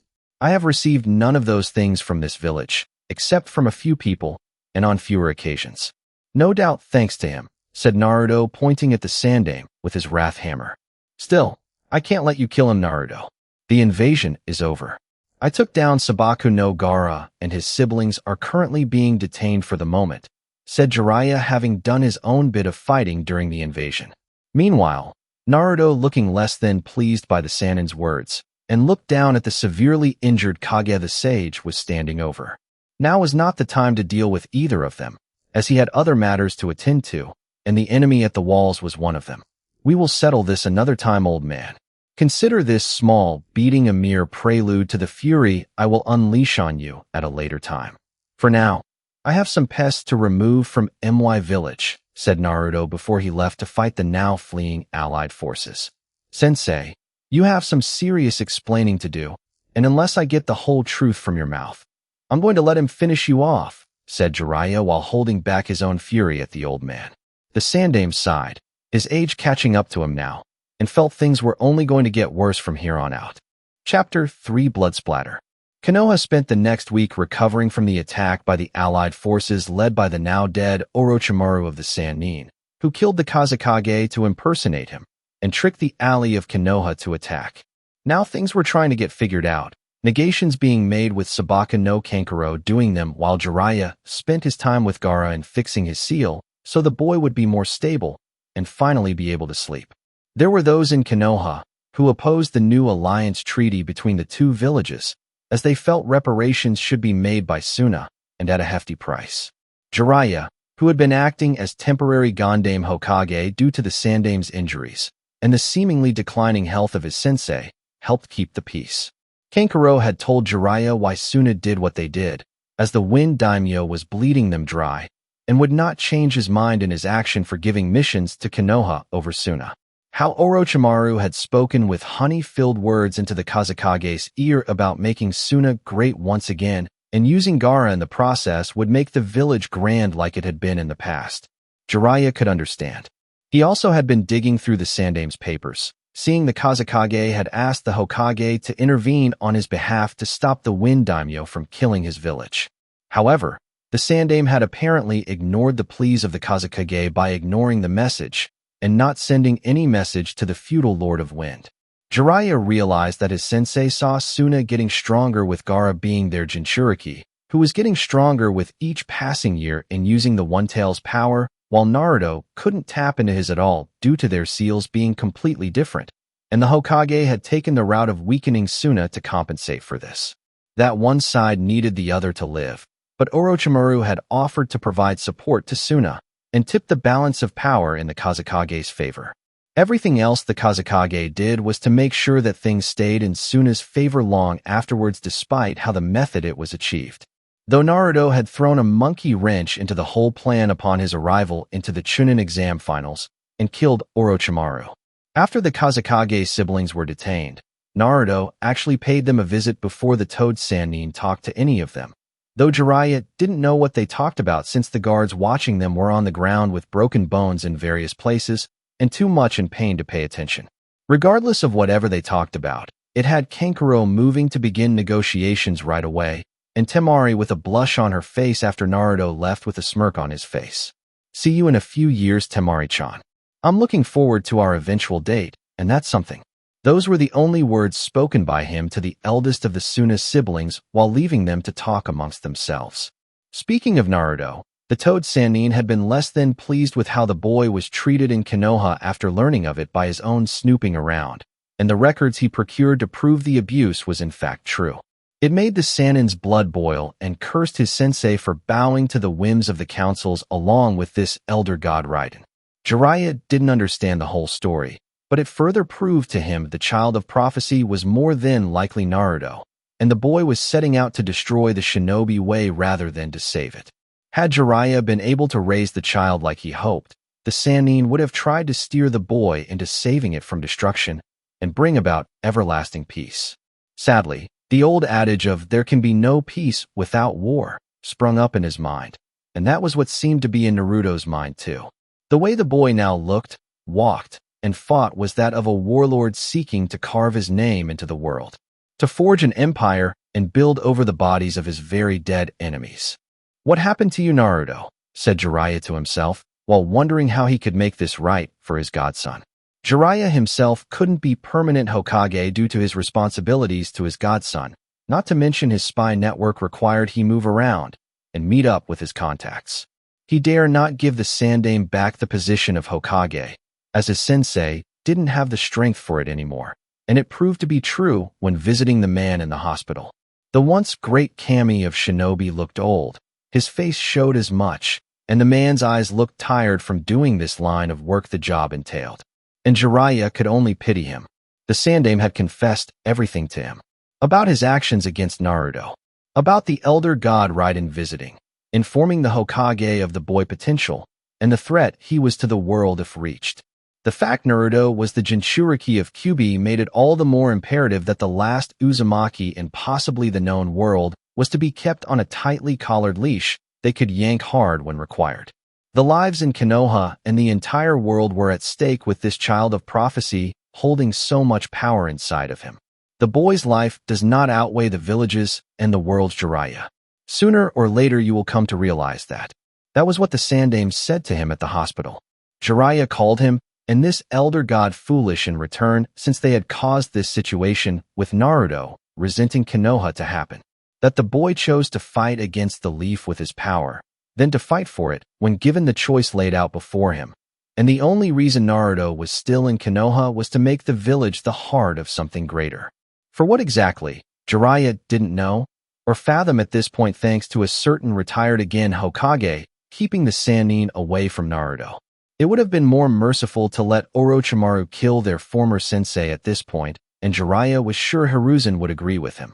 With Naruto wasn't surprised when he went to his apartment building to find it destroyed, and even less surprised when seeing it was done at the hands of the people of Konoha instead of at very enemies that invaded not that long ago. The crowd of civilians and some of the shinobi of Konoha were all cheering at destroying the demon's lair, with him now being homeless like some of them were. Many expected the boy to weep, cry, and wallow in despair at the loss of his home, with the only choice left for Naruto was to sleep in the alleyways. To beg someone to let him stay the night, and even if they did, it would come at a price that would make hotels seem cheap by comparison. However, this was not the Uzumaki Naruto they knew him to be due to their memories lacking short term. And even if he was the name Naruto they supposedly knew, he would rather sleep in the alleyway than sleep one day in their houses for a hefty financial fee he would most likely couldn't afford. So when Naruto made his presence known, they all smirked and taunted him about the loss of his home. He responded back by leaving those responsible either dead or so severely injured that they would wish death had claimed them. Some shinobi arrived on the scene, demanding he surrender for the attack on the people, and shinobi lying on the ground around them. Naruto just made a come-get-me hand motion with the squad in front of him being hesitant to engage in battle, and it made the son of the Yondaime laugh at their cowardice before leaving them to collect those still barely alive. So where was he now? Well, yes, fuck me. Fuck me Naruto-kun, yelled Anko, as she was in her own place of residence, and getting plowed from behind by the Uzumaki. Yes, that's right. Naruto was fucking Mitarashi Anko. How did this happen? Well, after Naruto killed Orochimaru, the curse seals on all his victims, which included one Uchiha Sasuke, despite his desire for it to stay. The special Jounin had been so happy at finally being freed from Orochimaru's control, and all thanks to Naruto. If that wasn't enough, Anko practically creamed her panties when learning how the Sannin died, when Naruto ripped out his soul and devoured it into his body. After Naruto lost his place to live and thanks to the ingrates of Konoha he had saved, only to maim them for their stupid actions against him, Anko offered the future emperor a place to crash, and with no financial fee to it attached. Just the sexual kind, and Naruto paid her well in that regard. His time in Outworld had allowed the young shinobi, turned future warlord of Earthrealm, to enjoy the pleasures of the flesh from the slave girls and female servants in Shao Kahn's palace. His merger with Kyuubi had brought out all sorts of urges, memories of times before being sealed away ages ago, where the fox would take a human form to rut with a woman and knew which spots to hit for a woman to scream out in pleasure. He had made many beautiful women in Outworld yearn for his touch from his many nights with them. That's it, Anko-chan. Moan out for me. Cry out for more. Tell me how much you want it, said Naruto, as he thrust harder and faster with the special Jounin's eyes rolling back into her head. I'm coming. I'm fucking coming, screamed Anko as she cried out, and came hard while Naruto did the same before they collapsed on the barely holding bed. Several days of doing this for hours on end each time will do that. At this rate you're going to need a new bed, said Naruto while Anko moaned with the sound coming from her throat, saying she agreed. Well, worth it, said Anko while breathing heavily while looking back at him before she rolled over to be on top of him. Agreed, said Naruto while she rested her sweaty body against his own. There is another reason behind our agreement to stay here, said Anko while she saw Naruto look at her with a raised eyebrow. Really? Said Naruto, seeing Anko nod with her face looking surprisingly calm and a hint of seriousness. It's just, I have hated Orochimaru my whole life. Ever since I was dropped like a sack of shit on Konoha's doorsteps by him, with no solid memories of how it happened. I tried to prove I was loyal to the leaf. That I wasn't him. That I wasn't some kind of sleeper agent intent on destroying the village like he wanted to since the event that caused him to flee. I hear the names snake slut, snake whore, traitor student, and so many other things that there were times I thought about running away, said Anko while feeling his strong, yet surprisingly gentle touch across her sweaty back, and moaned at the touch. Why didn't you run away? Said Naruto curiously while Anko kissed his muscled upper torso. Where could I go? I had nothing but the clothes on my back, and so strapped for cash the only way to get it to escape would be to whore myself out to anyone willing to pay. I was too young for that anyway, and I wasn't going to start making their names for me become true. Yeah, I'm bloodthirsty, violent, and sadistic in my job. So what? I'm a shinobi. It's in the job description, and one of the specific profession within the job itself requires I be cruel to my enemies, said Anko, while kissing his body more aggressively. That doesn't explain your other reason for this arrangement of yours, said Naruto with a chuckle, and Anko grinned sheepishly. Sorry, the other reason I mentioned is because I want to express my thanks for killing Orochimaru. I had wished for him to die an agonizing death for what he did to me, said Anko while seeing him smirk at her. Well, there is nothing more painful than having your soul ripped out, said Naruto seeing Anko grinning seductively at him while sitting up completely while straddling his hips. I believe you. I swore to myself that I would be the fuck toy, slut, concubine, whatever you want to call me and all, but name to the person capable of killing him, and do whatever you ask of them. So I wish to state for the record that I am yours. Only yours. You can have me anywhere at any time. My body is your reward to you for killing Orochimaru, said Anko, as she began moving her hips, and moaned loudly knowing it would get him geared up for another round. You really want my rent, don't you, Anko-chan? Said Naruto while groping both of her breasts and loved how the woman moaned under his touch. You've been so generous already. Is it too much to ask for a little bit more? Said Anko with an innocent look on her face that was hardly innocent. Not at all. Though you will be flush for some time, said Naruto with Anko now slowly riding him while moaning from it. I like the sound of that, said Anko grinning while she moved faster with Naruto still groping her breasts to further bring about pleasure. She could get used to this. Hokage Tower sometime later. Naruto walked to the meeting room with a purpose in his step, as Jiraiya wanted to speak with him about what happened during the month prior taught he Chunin exams, and just what he had done during all the fighting. The only reason he agreed to this meeting with Jiraiya, as he was the acting temporary Hokage at the moment, and the councils along with the clan heads seeking answers to their questions too. What bothered him was the councils bitching, complaining, and basically being their usual selves in regards to his own life. They'll probably bitch just over what I did to Sasuke and demand I surrender my power over to the jerk. Not to mention Kakashi will want to say something about my actions, and I doubt being made a Chunin is in the cards at this moment. Not that I care about that since I'm stronger than most of the shinobi in this village thanks to Shao Kahn's training and the battles fought in his arena. Damn. Is it me or does Shiva look sexy in that one-piece bikini attire? Thought Naruto with a smirk on his face, but shook those things away and decided to focus on the task at hand with this meeting. Welcome to the meeting, Naruto, said Jiraiya while those on the council scowled or sneered with the clan heads looking at him with respect. Considering all that he's done recently, Naruto felt it was about damn time. You asked me to come here for this meeting, said Naruto with his arms crossed in front of him. Commanded, said Danzo while stomping his cane once when emphasizing the word. I don't take orders from you, old fool. Now why am I here? Said Naruto with Danzo now glaring at the boy for his disrespect. You are here because we simply wish to know what happened in the 1 month prior to the Chunin exams, said Jiraiya, while sending a glance at Danzo and the councils to shut their mouths. If you must know, I was with my forefather in the realm known as Outworld, which is ruled by the Emperor Shao Kahn, and he was teacher during my stay in his palace, said Naruto, simply while the councils began yelling at him for lying about such nonsense. Silence.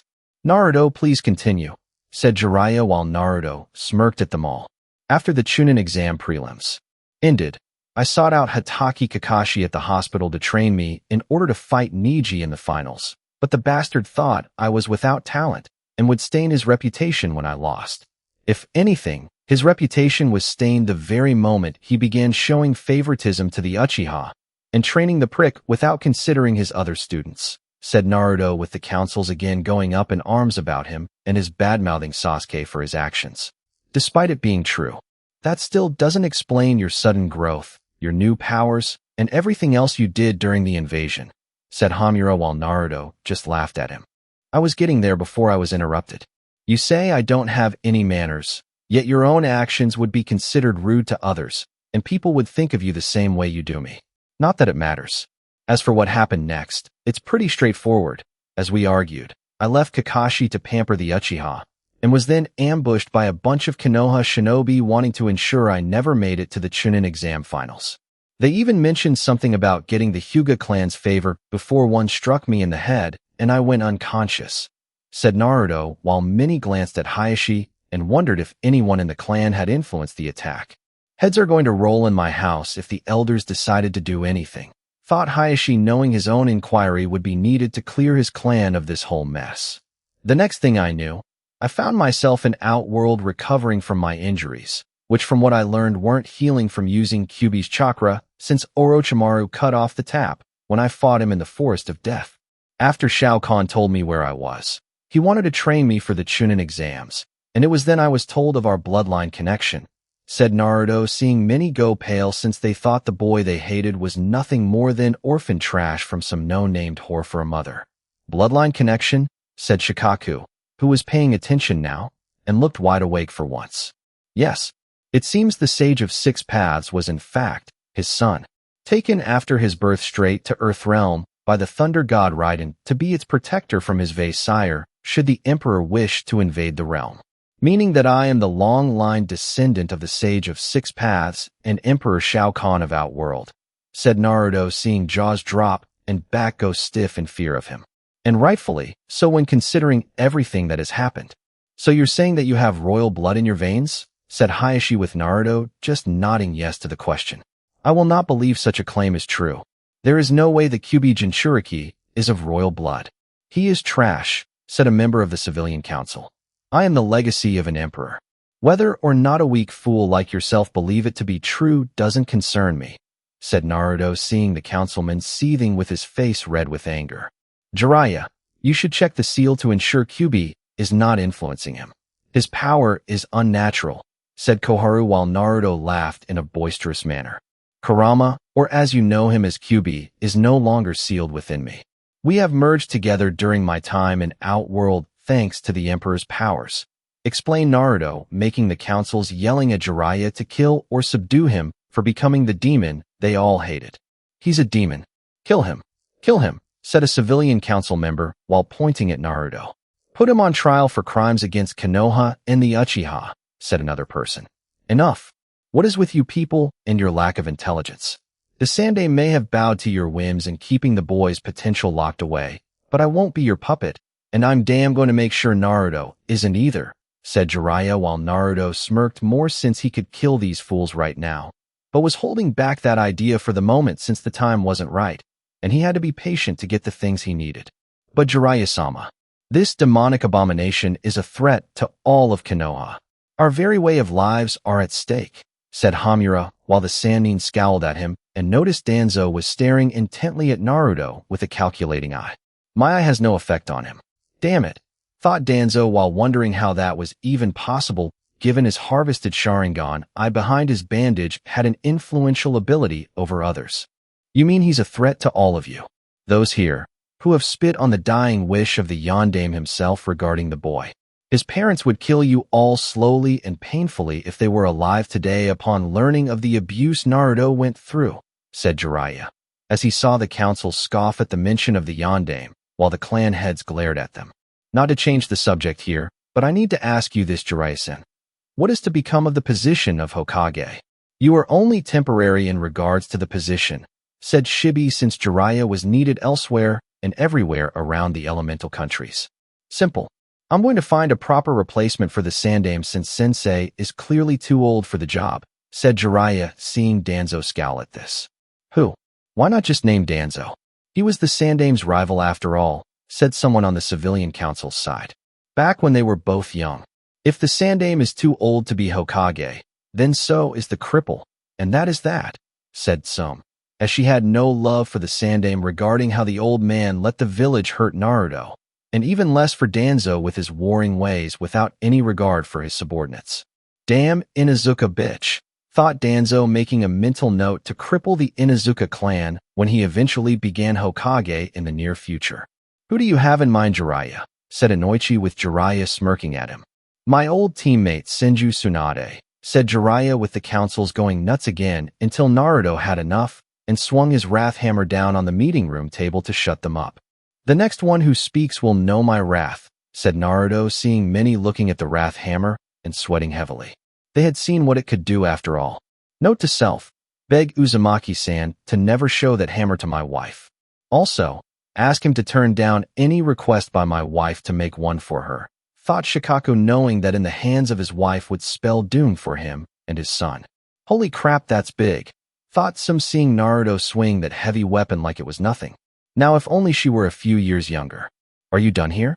I have things to do, said Naruto, seeing the councils wanting him to stay so they could yell some more, but Jiraiya just nodded and knew they would talk again without the idiots in the room. Jiraiya, you must do something to keep him contained or controlled in some manner to prevent the demon from turning on us, said Hamura, seeing Jiraiya scoff at them. Like what? You saw what he did at the Chunin exams. He killed the enemy shinobi left and right that were invading. Not to mention he killed Orochimaru by devouring his soul. I like mine where it is, thank you very much, said Jiraiya with a hint of humor in his voice. Still, he is the village's weapon and must be controlled. That is his purpose, said Danzo while Jiraiya rolled his eyes. Like Suna did with the Kazekage's youngest? They twisted that poor boy's mind like a wind-up toy to the point where he snapped and went insane, said Jiraiya with Danzo shrugging. A weapon is a weapon. It has a master regardless of its lack of sanity, and the master is the one controlling the weapon. The Kazekage did not have proper control, and this is the end result, said Danzo causally. And you still wonder why Sensei didn't nominate you for being Hokage? Huh, said Jiraiya before adjourning the meeting with Danzo being forced to take the jab at his pride. Akatsuki HQ.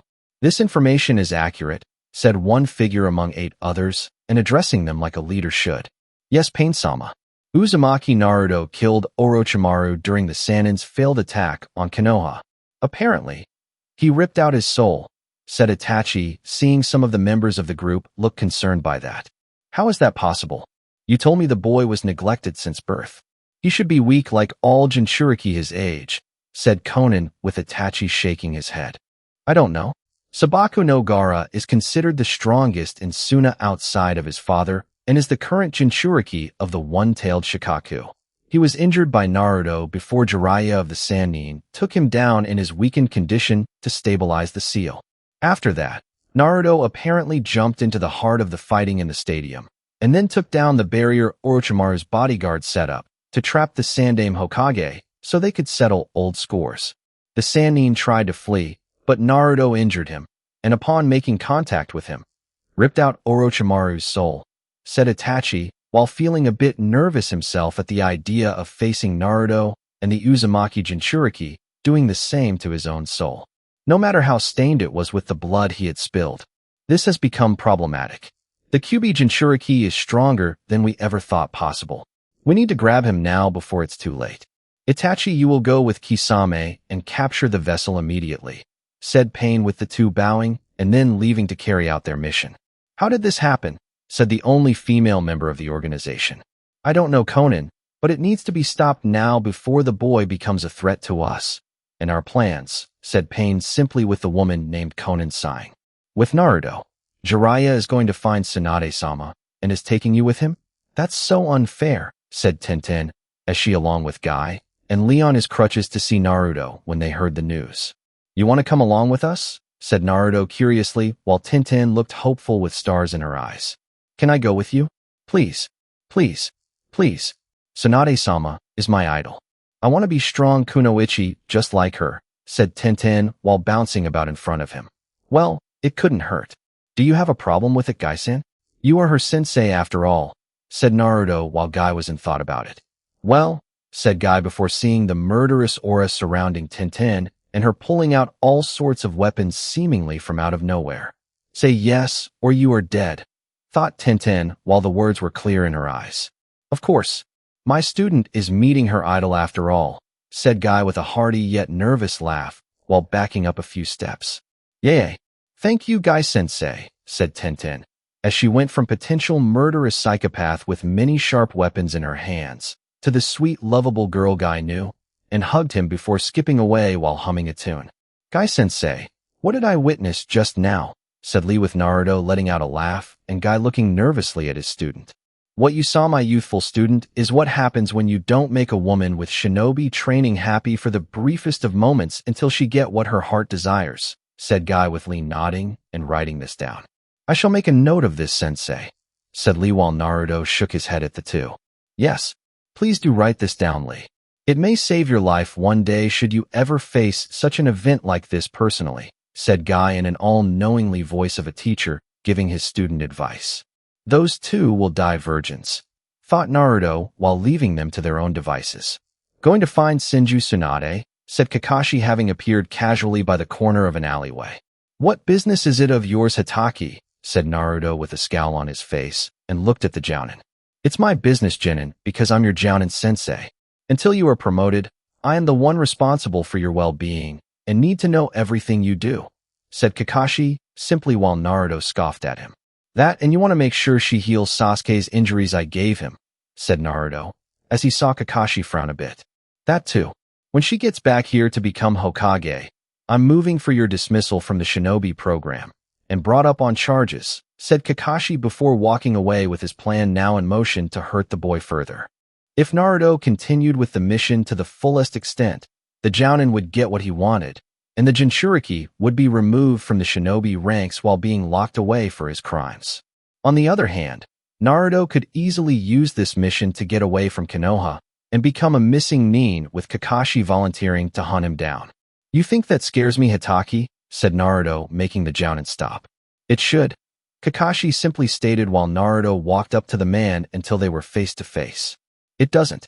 The shackles you and the rest of the village have used no longer hold me. As I told you before, Hitaki, the people in this village and the councils fear me now. It does not matter what the councils pull once you make your move. You will either bow before me or die, said Naruto with a sadistic grin on his face before walking past Kakashi. We'll see about that, thought Kakashi while seeing Naruto walk away from him. Sometime later. I was hoping it would be just the two of us traveling together, Naruto.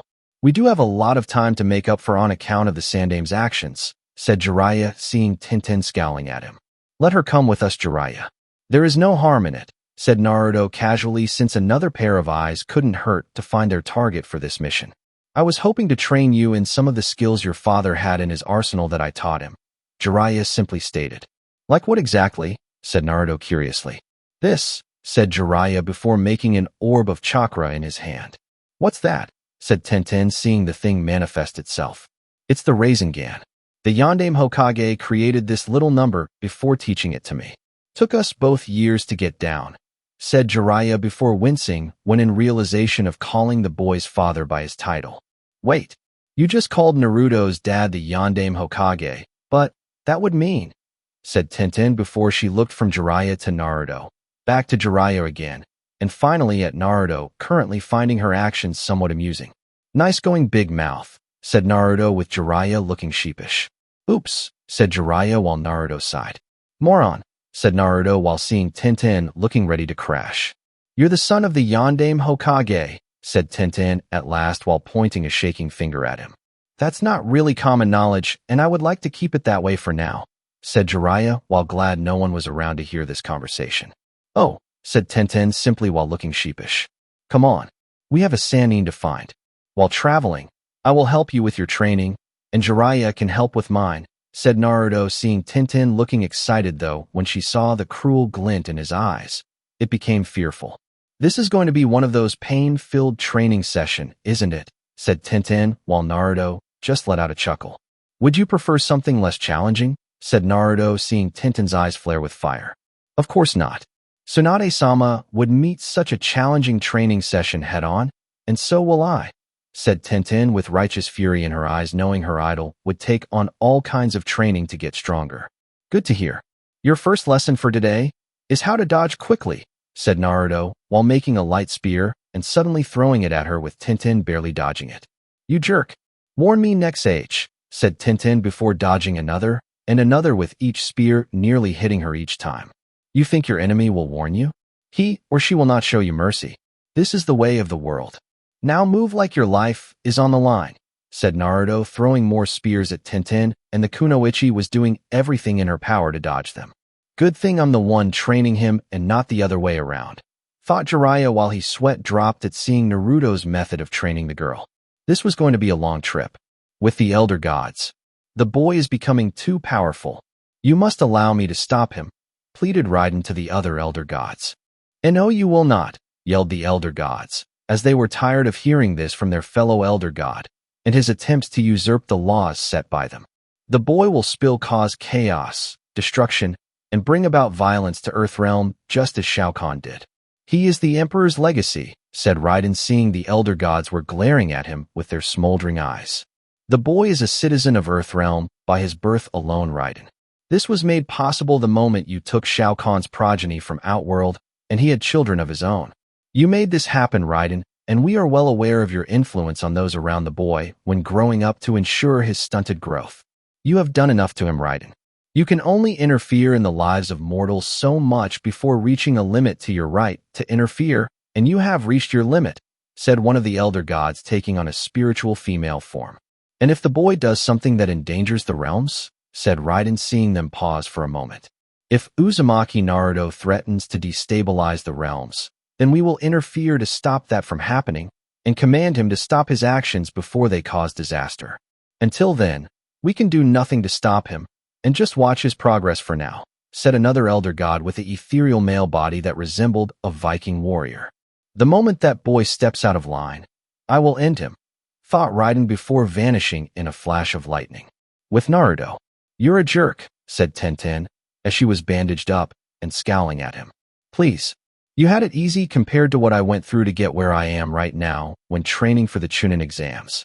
So quick being a baby, said Naruto while sitting down in a chair next to her bed, while Jiraiya went about gathering information on where Tsunade might be in hiding. And by gathering information, Jiraiya meant peeping in bathhouses, going to the various red light districts to hit on women, etc. I believe it considering you have the muscle that beat Neji within an inch of his life in the Chunin exams, said Tintin, while blushing when looking at his semi-exposed torso with all that muscle mass behind it. And how is your teammate? Said Naruto, seeing Tintin shrug. Still being Neji. Though I think the whole idea of fate has declared me the winner is out of his system, said Tintin, seeing Naruto grinning at the memory. Good. Even I don't think I can get away with beating him a second time with that level of brutality, said Naruto, letting out a chuckle with Tintin laughing too.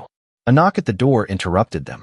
Uzumaki Naruto, said a semi-quiet voice of the shorter of the two people currently standing outside the room Naruto was in with Tintin.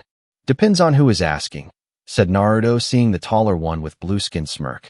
The Akatsuki, said the shorter man of the two. Never heard of you, said Naruto with Itachi frowning slightly, though clearly not by his words. More like how Naruto looked from what he expected to see. You are to come with us. Peacefully, said the shorter man, though his taller companion was clearly hoping that wouldn't happen. Come on, Itachi, the guy's not going to go quietly with us, and certainly not peacefully. I can smell blood on him. He's like me. He's a fighter, said the tall man with the bandaged sword. It's a shame we're not in Outworld. The Emperor would have loved to have an agent such as yourself on his side, said Naruto with the blue-skinned man, frowning in confusion. Huh, said the man with the shorter one named Itachi, sighing. Enough, Kisame. You are coming with Naruto. This is not negotiable, said Itachi before he moved his head slightly to the left on account of the kunai thrown from behind Naruto by Tintin. The hell it isn't, said Tintin, as she saw Itachi look beyond Naruto to see the girl get off the bed and now have a sword in hand. What should we do, Itachi? Maim them both and take the Kyuubi Jinchuuriki afterwards in the aftermath, said Kisame with his partner being silent on the matter. I have a third option, said Naruto, gaining their attention. A third option, said Itachi with a raised eyebrow. Yeah, you and your buddy get the hell out of my sight before I shove his sword up your ass, said Naruto, and shut the door in front of them. Did he just? Said Kisame looking at Itachi, who nodded his head and sighed. Yes, he did. Now we have to do things the hard way, said Itachi, simply knowing that would involve violence. Not that. He called us but buddies. Like we're gay? I am not gay, Kisame angrily stated before kicking down the door and was rewarded with a light spear to the gut.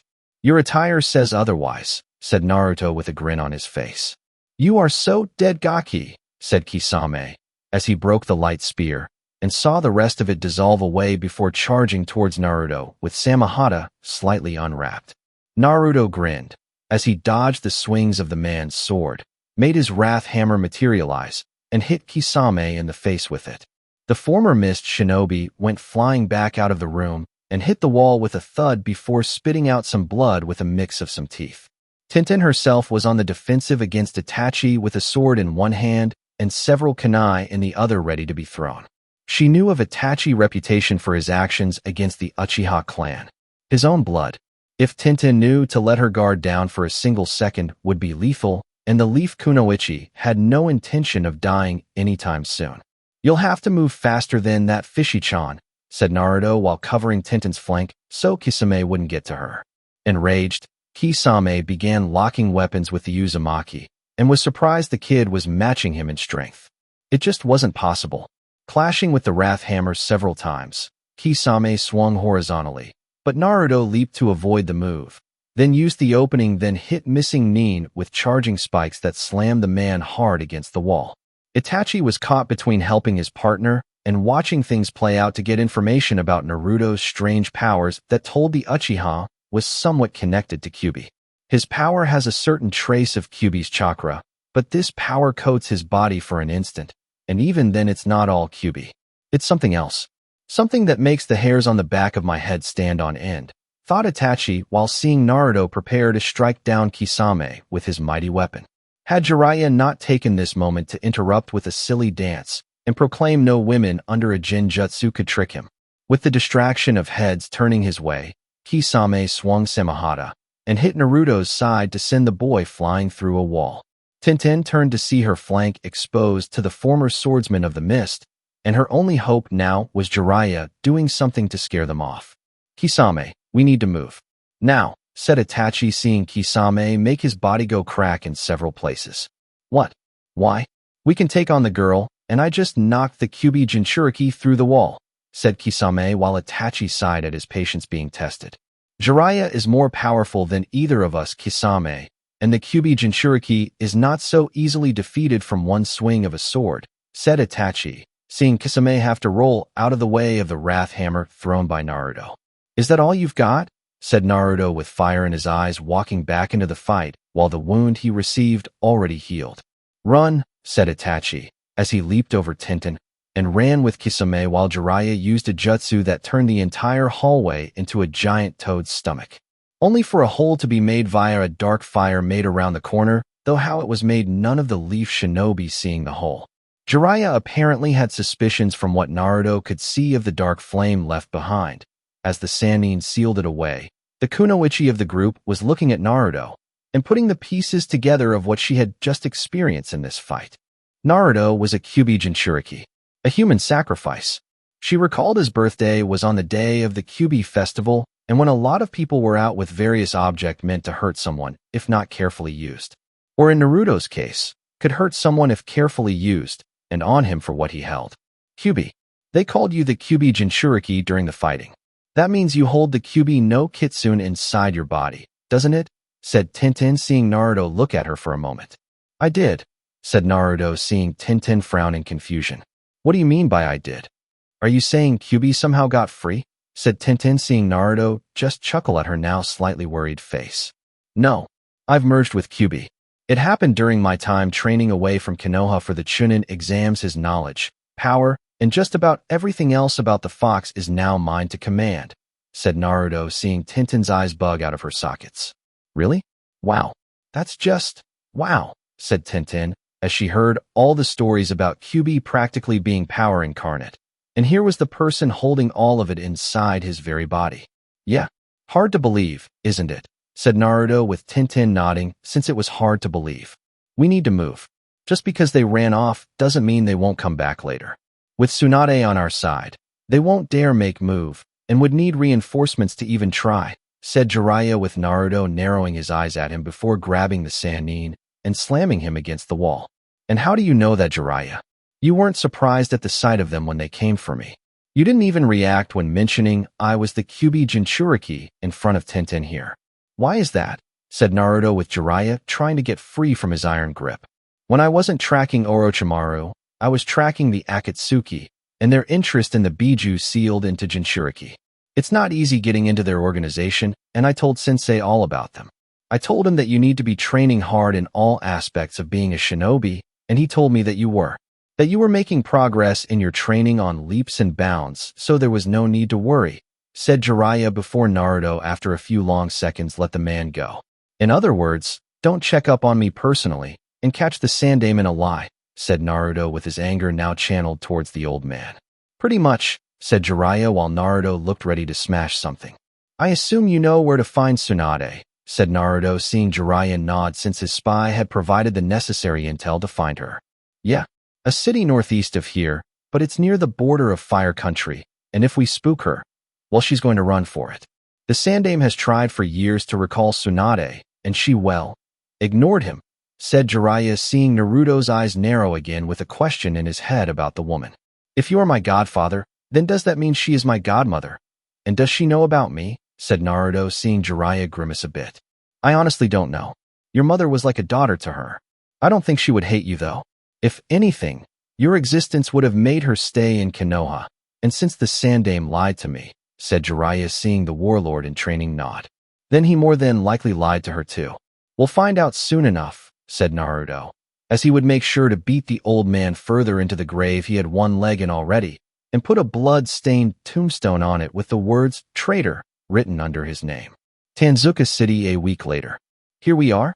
Nice city, huh? Said Jiraiya, as they walked down the streets to the various places where the bars were located since he knew Tsunade's habits were gamble during the day and drink into the night with a hangover in the morning. If you say so, said Naruto, while looking around for the bar Tsunade was currently in to drown her worries away. Why would Tsunade go here? Said Tenten curiously. Well, she has a gambling problem. When Tsunade loses a bet involving a large amount of money, she tends to head for the bars and drink herself stupid, said Jiraiya only to be hit in the head with a club by Tenten. How dare you say such things about Tsunade-sama, you filthy pervert, said Tenten with female fury in her eyes, while Jiraiya massaged the giant lump on the back of his head. Damn troublesome women. Always hitting me for every other thing I say no matter what it is, thought Jiraiya while Naruto let out a chuckle. She's this way? I sense her power, said Naruto before heading towards where he was sure Tsunade was located. Sure enough, they entered a bar to find a blonde, big-breasted woman drinking sake with another woman holding a well-pampered pig, and it was clear she wasn't in much of a friendly mood. None of that mattered to Naruto, as he had a job to do and needed to get it done now. Tsunadeheim. Shizune, said Jiraiya loudly while walking over to her with a smile on his face. Jiraiya? What the hell brings you here? Said Tsunade while seeing the man sit down across from her, and he was soon joined by the others with him. The woman beside Tsunade couldn't help but blush at the sight of Naruto's muscled body before her, and had to look away quickly. Naruto smirked slightly in his mind, which had a slight perverted streak to it, most likely thanks to Kurama's and Shao Kahn's help in that regard, enjoyed the sight of the woman falling slowly under his spell, and knew this one was shy. No doubt being shielded by Tsunade. If the woman's fearsome reputation from what Jiraiya and Tenten each mentioned about her was in fact true. You know me, Tsunade.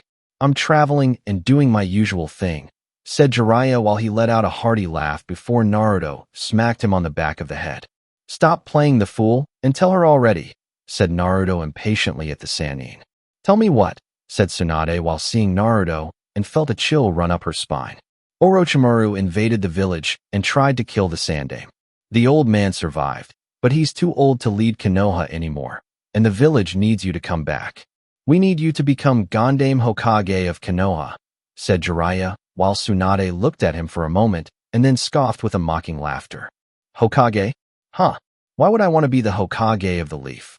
It's a fool's dream to be Hokage and ends lives, said Tsunade while Jiraiya frowned at her, and Tenten looked like someone had just told her Santa Claus wasn't real. Tsunade-sama, said Tenten, as she couldn't believe her idol had just admitted such a thing about the title of Hokage, and to an extent, Konoha itself. "I'm sorry to hear you say that, Tsunade," said Jiraiya, seeing the bitter look in the eyes of that woman. "Time changes people, Jiraiya. Same with losing them too. My grandfather, granduncle, Dan, Nawaki, and the Yondaime all died for the dream of being Hokage. The only one left is the Sandaime, and he's getting on in his years according to you," said Tsunade, with Naruto narrowing his eyes at her. "What makes you think the old man's going to live past the next few weeks?" said Naruto, while Tsunade looked at him with suspicion now. "And just what are you implying, Gaki?" said Tsunade, while Naruto grinned predatorily at her. "I'm implying that the Sandaime will die by my hands whether you say yes or no to the position of Hokage. That your belief regarding the title of Hokage means nothing to me. Besides, you aren't worthy of the title anyway. I smell fear on you." The mighty Senju Tsunade is afraid to head back to Konoha and fill her grandfather's boots. "I don't see a great woman Jiraiya here speaks so highly of, or the idol this leaf Kunoichi would have defended up until now.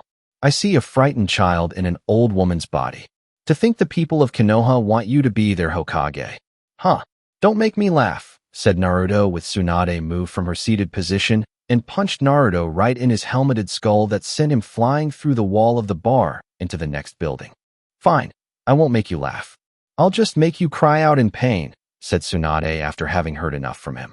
"Tsunade, you shouldn't have done that," said Jiraiya before being grabbed by Tsunade and facing the glaring woman now less than an inch from his face. "And give me one good reason why," said Tsunade, with Jiraiya letting out a sigh. "Because Tsunade, that was Uzumaki Naruto you just hit." "Your godson," said Jiraiya, while Tsunade's eyes widened in disbelief and looked where she sent the kid flying and rushed out of the bar, only to see Naruto suddenly appear in front of her in a shadowed flash of red and landed a right hand to the woman's face to send the Sannin flying back into the bar to the very table she left. Looking up, Tsunade was shocked that Naruto hit her with such strength, but the speed to back it up and the fact he did it at all was surprising too. "That's one of many I owe you for abandoning me to go off drinking and gambling," said Naruto, as he punched his palm in front of her, and his eyes were smoldering with fury. "Abandoned you? What are you talking about? The Sandaime told me you died. He said the Kyuubi's chakra overloaded your body. That only a pure-blooded Uzumaki could have contained its chakra without succumbing to death," said Tsunade, as she felt the bruise on her face already forming, and damn did that hurt. "And you believed him? You didn't ask to see a body?" said Jiraiya, seeing Tsunade look away. "I was devastated. I already saw Kushina's body like all the other people close to me I've lost over the years. I didn't have the courage to look at a child's burned corpse that belonged to her," said Tsunade, with Naruto looking infuriated by this news. "Damn that old man. I should have, and will rip out his soul like I did Orochimaru's," said Naruto, while his body was consumed in a blood-red aura. "Jiraiya, what is going on? What has happened to turn my godson?" said Tsunade, seeing Naruto's power consume the bar and scaring everyone in it. "A lot," said Jiraiya, while seeing Naruto being fueled by his incredible power to cause damage to something. "Senju Tsunade, I hereby challenge you to Mortal Kombat," exclaimed Naruto, his mind lost in the rage he was feeling before he pointed at Tsunade, seeing looking shocked at his proclaimed challenge. "Whoa, Naruto, you're going a little overboard here. Calm the hell down," said Jiraiya before Naruto's bloodlust-filled eyes turned towards him. "You wish to fight me too, Jiraiya? Fine. You can help Tsunade fight. It's quite clear she needs the help, being weak and all," said Naruto, seeing Tsunade looking pissed off now. "Weak?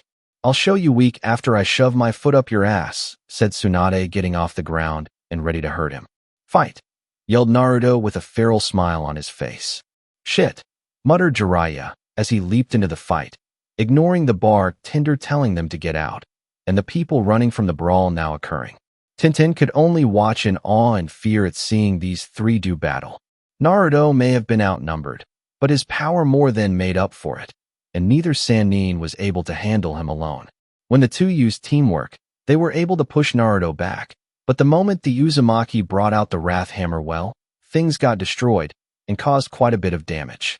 Eventually, the fight left the bar, what was left of it, and took to the streets, with Naruto knocking Jiraiya into a wall while Tsunade landed a few solid blows with her fists before hitting him with a roundhouse kick to the face that sent the former QB Jinchuuriki skidding back.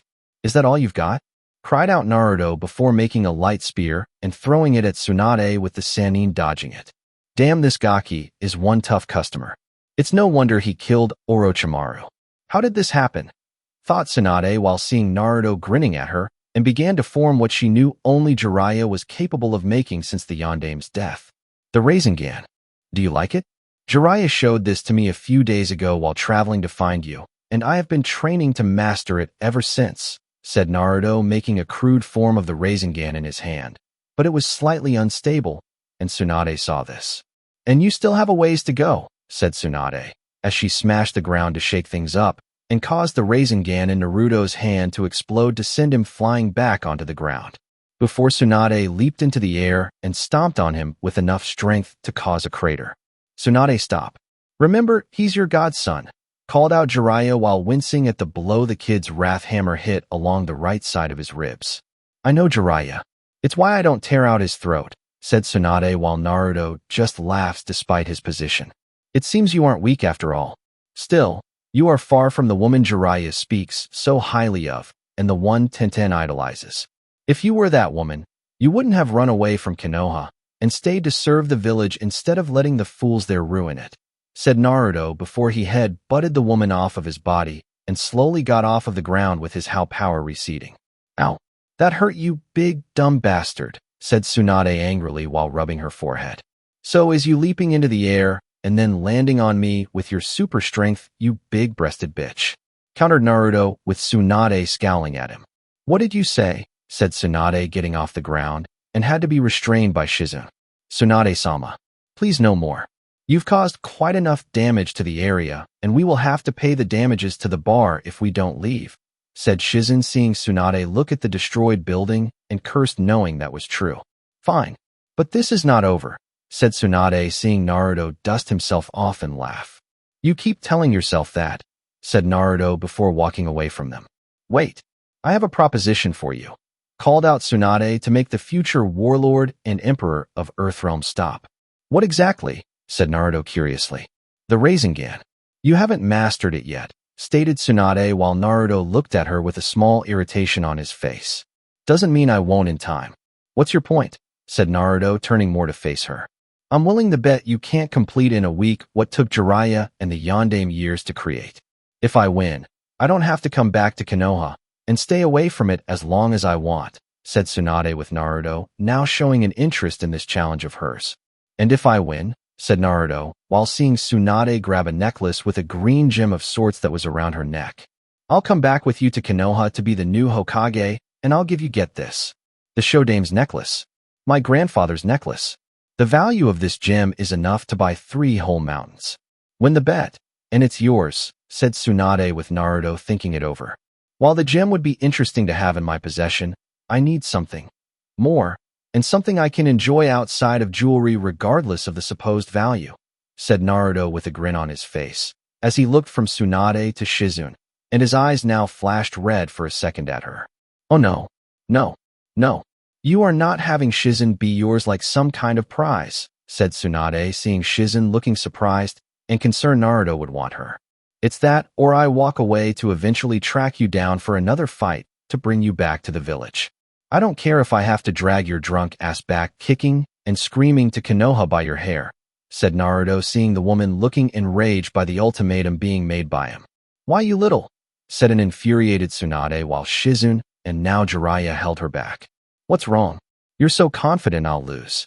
Agree to the bet or prepare for another beatdown without Jiraiya helping you, said Naruto while manifesting his wrath hammer to his hand with Tsunade running the odds of him succeeding through her head.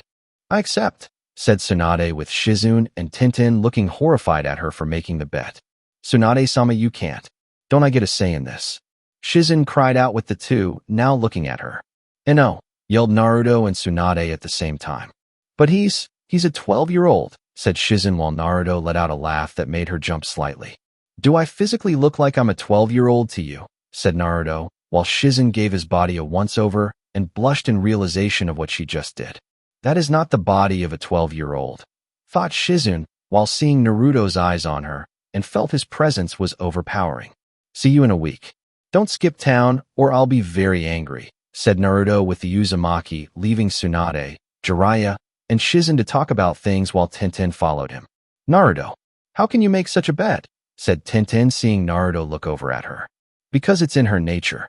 She has a habit of gambling, Tenten, or haven't you been paying attention to Jiraiya when he talks about her?" said Naruto with Tenten getting in front of him while glaring. "I don't care about that.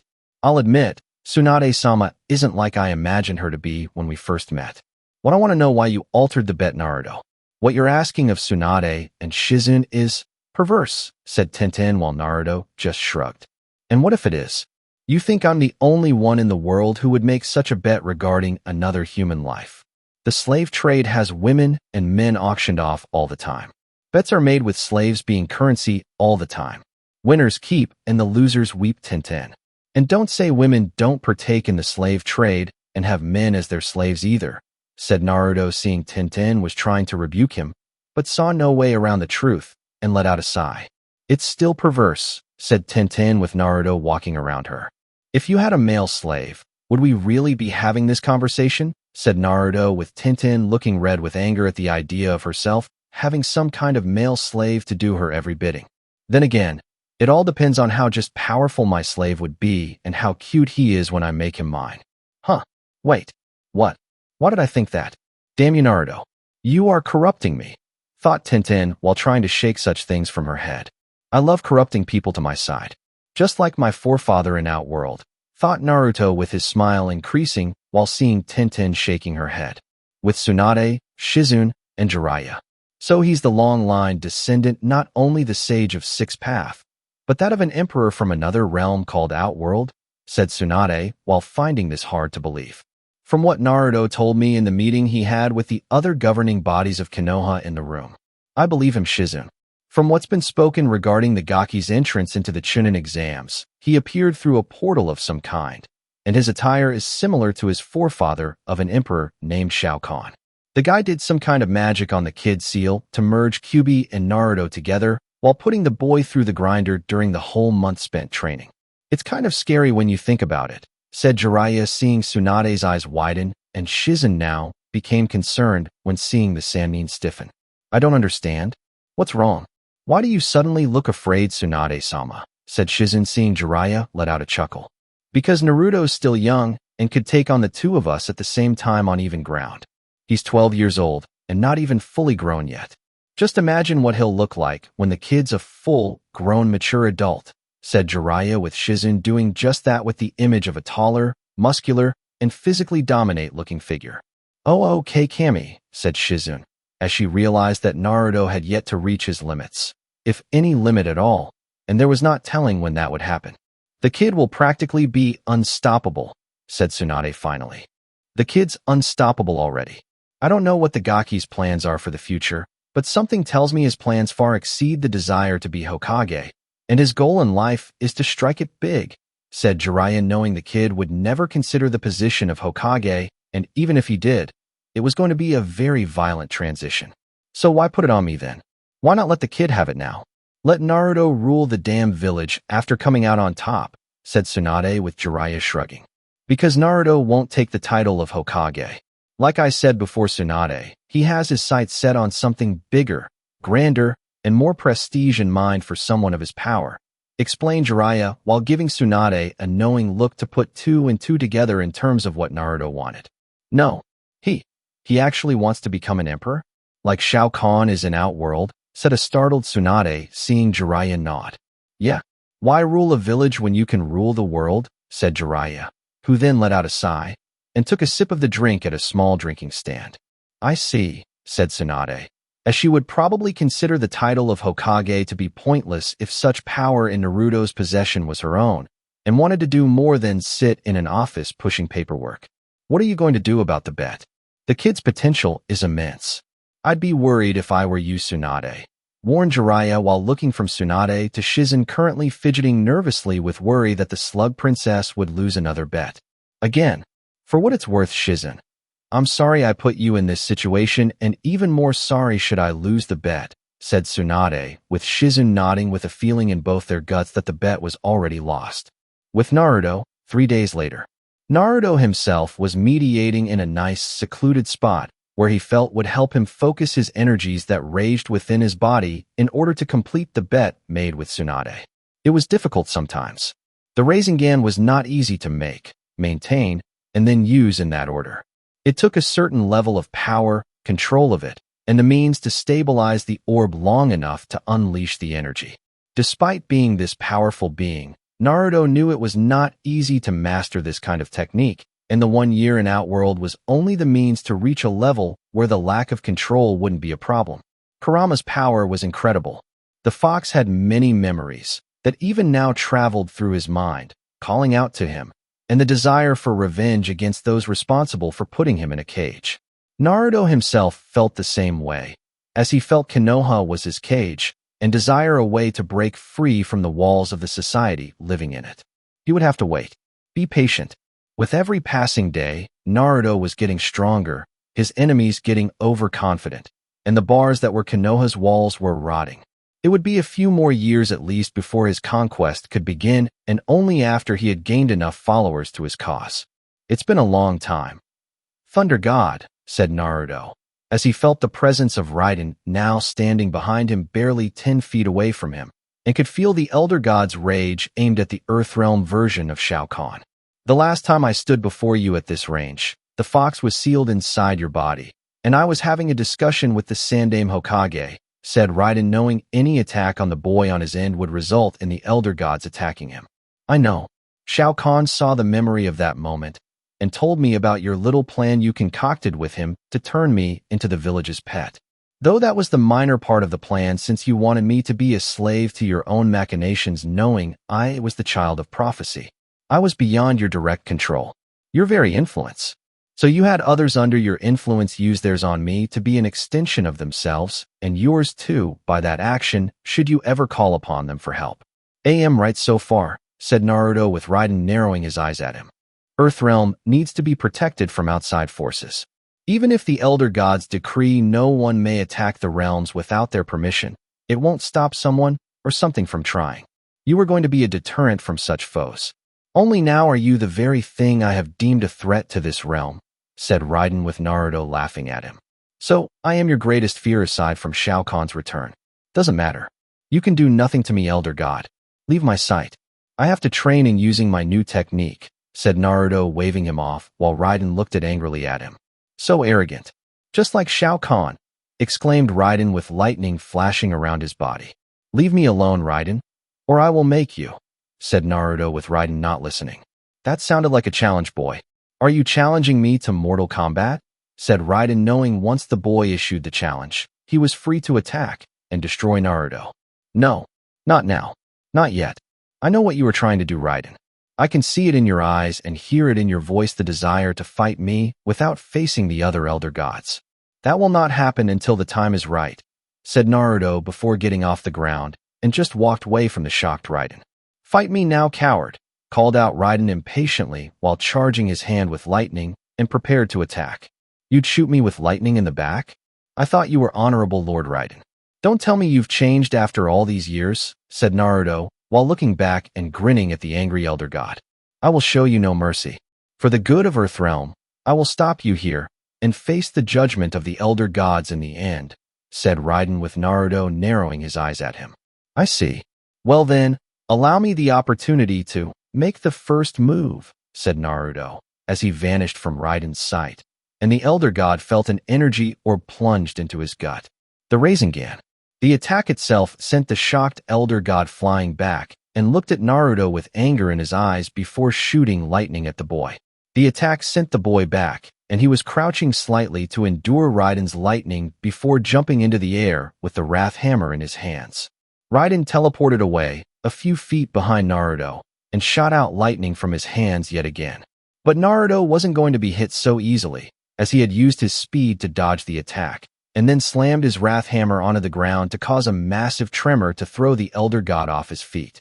However, before things could get any further out of hand, golden lightning fell from the sky, and 5 golden dragons surrounded the two of them. Naruto put away his weapon, as he saw them surround him and Raiden while awaiting their judgment. While this was happening, the group of Jiraiya, Tsunade, Tenten, and Shizune appeared to see this with shocked eyes. "You have violated our orders yet again, Raiden.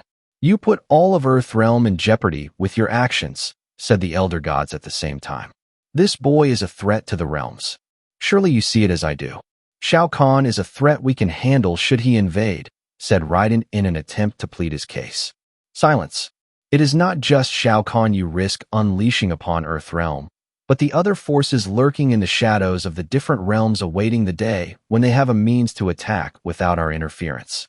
Had you continued, all the rules we have set forth to protect the realms from destabilizing would be cast down, and Armageddon would have happened," furious stated the Elder Gods while Raiden looked away from them. "And this boy one day ruling all of Earthrealm in Shao Kahn's place would be better?" challenged Raiden, while seeing them the Elder Gods looking at him with solemn faces. If dragons could look solemn. Sadly, Earthrealm would be better under his rule. We find the realms would be stable, and any threat would be put down decisively by Naruto should such an event happen, said the Elder God, seeing Raiden's look of disbelief on his face. I don't believe it, said Raiden, seeing the dragons around him scowling. "Regardless of what you believe in this matter, Raiden, we will not have you defy us any further, and we will not punish you this one time on account of Naruto attacking first. However, the boy will not be punished because you provoked him in this fight and has not violated our rules. Do not make such an attempt again, or next time we will not be so merciful," called out the Elder Gods before they flew away. "This is not over, Naruto," said Raiden before he vanished in a flash of lightning. "No, not by a long shot. We will meet again and fight in Mortal Kombat like you wanted, Lord Raiden. Only when we do, it will be on even terms," said Naruto, knowing he was not strong enough to fight an Elder God. "Not yet." "Naruto," cried out Tsunade, as she approached him, and was about to hit the Gaki for making her worry when he showed her the fully made Rasengan in his right hand. "I win the bet, Tsunade." "You know what that means," said Naruto with a grin on his face, with Tsunade slumping in defeat, Shizune blushing with embarrassment, and Tenten was red in the face with anger.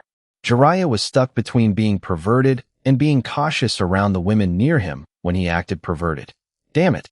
Take the damn thing," said Tsunade, as she threw him the necklace, and he caught it with ease. "To think something small like this had so much value," said Naruto before putting it around his neck, and then looked at Shizune with his eyes roaming over her body. "Oh, Kami, he's practically eye-humping me," thought Shizune while walking over to him, as Tsunade looked away after tossing the necklace, and Tenten looked like she wanted to launch a barrage of weapons at Naruto. "Don't worry, my dear.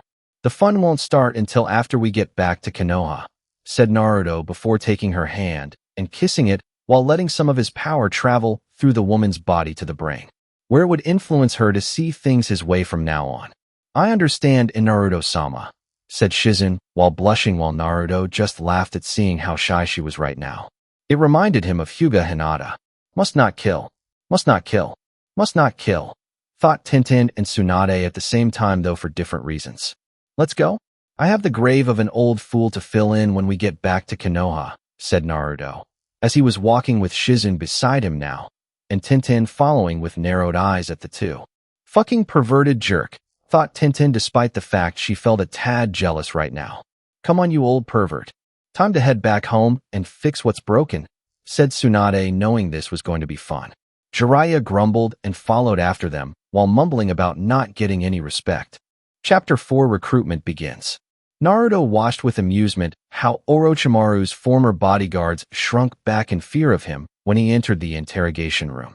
Every single leaf shinobi now knew his position in their ranks was much higher than theirs was, thanks to Godmother making it known how she felt about her grandfather's village getting 10 pounds of flesh from the boy when they should have been kissing his ass. Even now, Tsunade was cleaning house one block at a time, and Naruto was enjoying every second of it. He had already moved into the Namikaze estates with Anko and Shizune right beside him once informing them of this news. Anko had jumped him the moment he set foot into her apartment to tell her the news, and they nearly had sex with Shizune watching them, before the crazy special Jounin saw the woman while wrapping her legs around his waist. After asking Naruto what Shizune was doing in her apartment, the former Jinchuuriki grinned and explained what happened with him making a bet with Tsunade. Anko was speechless at first over Naruto not only being the owner of the Shodame's necklace, but got Tsunade's assistant too. At first, Naruto thought she would be upset by this addition, but to his slight surprise, Anko let out a squeal of joy at having a harem sister, and had a perverted look on her face that made Shizen very nervous. Poor Shizen. As for Naruto right now, his eyes were glowing red behind his war helmet of a mask, as he watched the 4 shinobi in front of him thinking of what to do, or say in his presence. From the look in their eyes, they were very terrified, and some were even angry with him at the same time. Amusing to say the least in Naruto's mind. Part of them wished to break free of their chakra-suppressing chains to fight and avenge their dead master. He could sense several in the group just wanted to escape, not just himself, but Konoha altogether, and find some measure of protection against the village that would no doubt seek to behead for their affiliation with Orochimaru alone. How amusing it is to see such defiant, yet terrified faces from each of you, said Naruto before letting out an amused chuckle. What is it you want?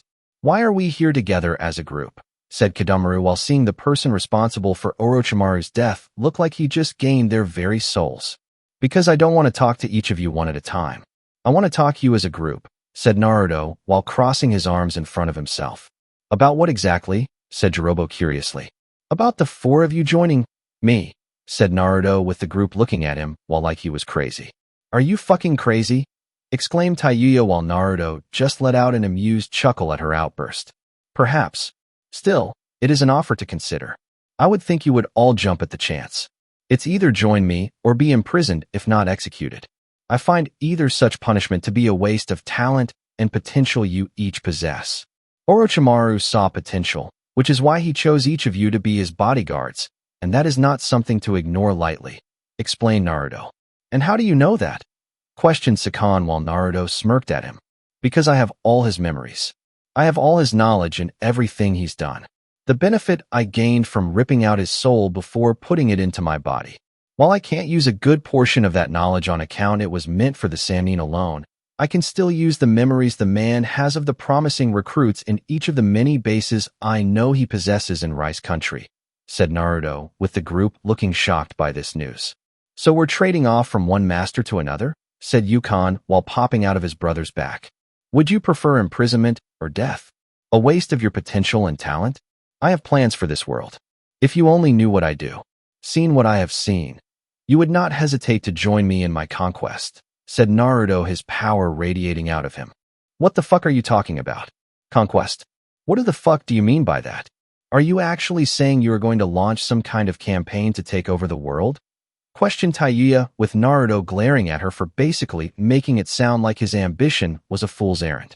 That's exactly what I'm suggesting. Do you have a problem with that? Said Naruto with coldness in his voice that told the red-haired girl her answer to his question, maybe the very last she ever gave ever again. No, squeaked Tayuya while Naruto narrowed his eyes at her. Good, because what I'm offering you is the chance to be employed into my service. Not the leaf, said Naruto with the group still looking hesitant. But, don't you answer to Konoha? Said Jirobo scratching his head. Hardly.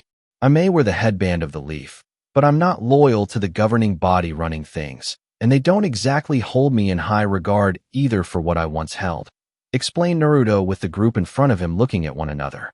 But, how can you be so sure they won't try to stop you?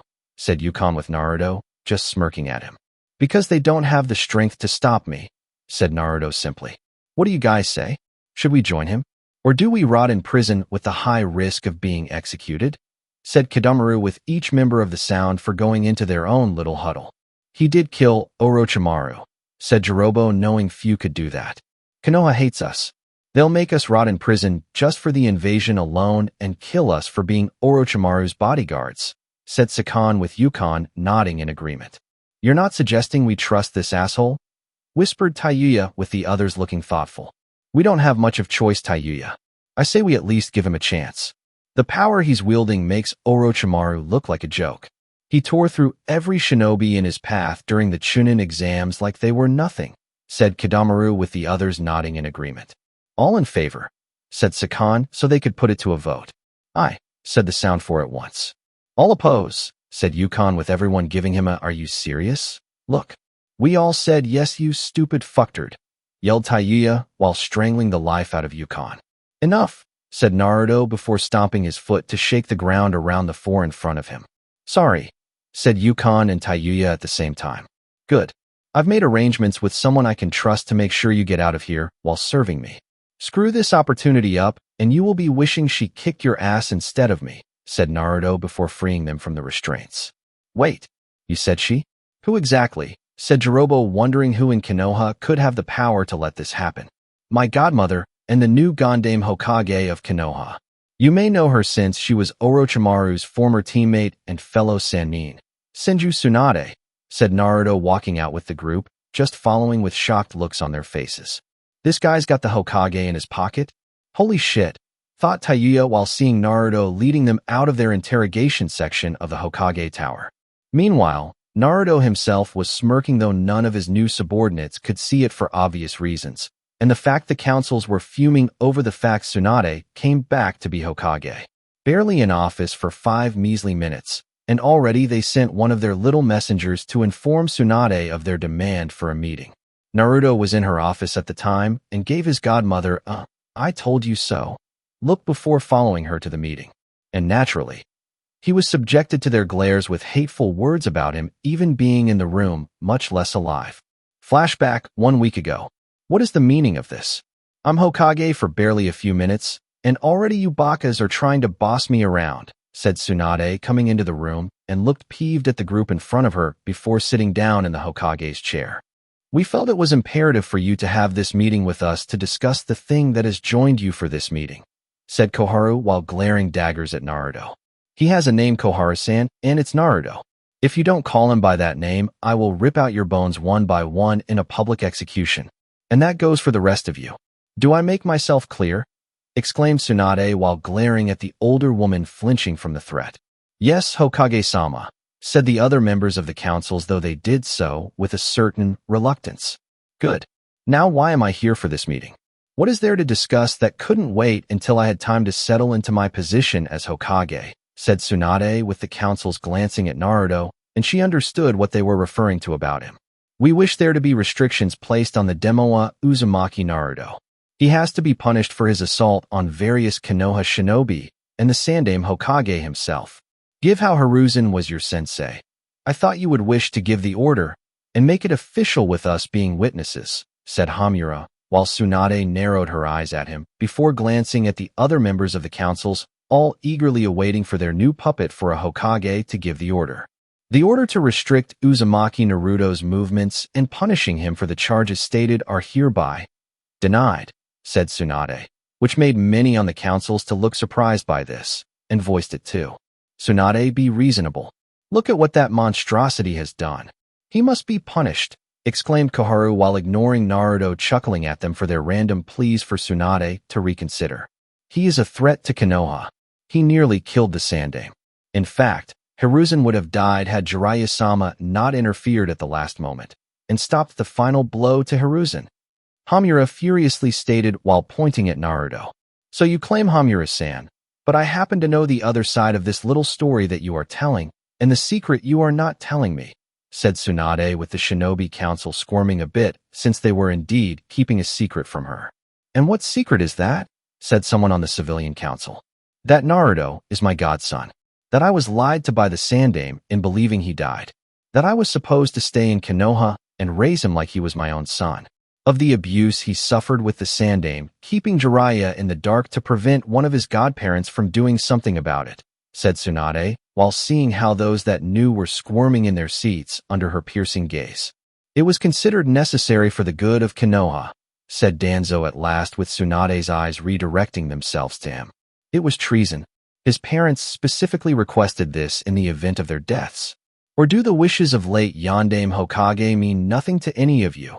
Said Tsunade, with each of the clan heads looking down in shame since they had been, well, spineless when it came to defending the boy as he grew up. We refuse to accept this abomination as that great man's father. I don't care what you say on the matter. As long as I am breathing in and out right here before you from today on out, I will never acknowledge the brat as his father's son. Never, said a civilian councilman, slamming his fist on the table with many of his fellow council members in full agreement. until Naruto grabbed his face with one of his hands and lifted the poor bastard out of his chair.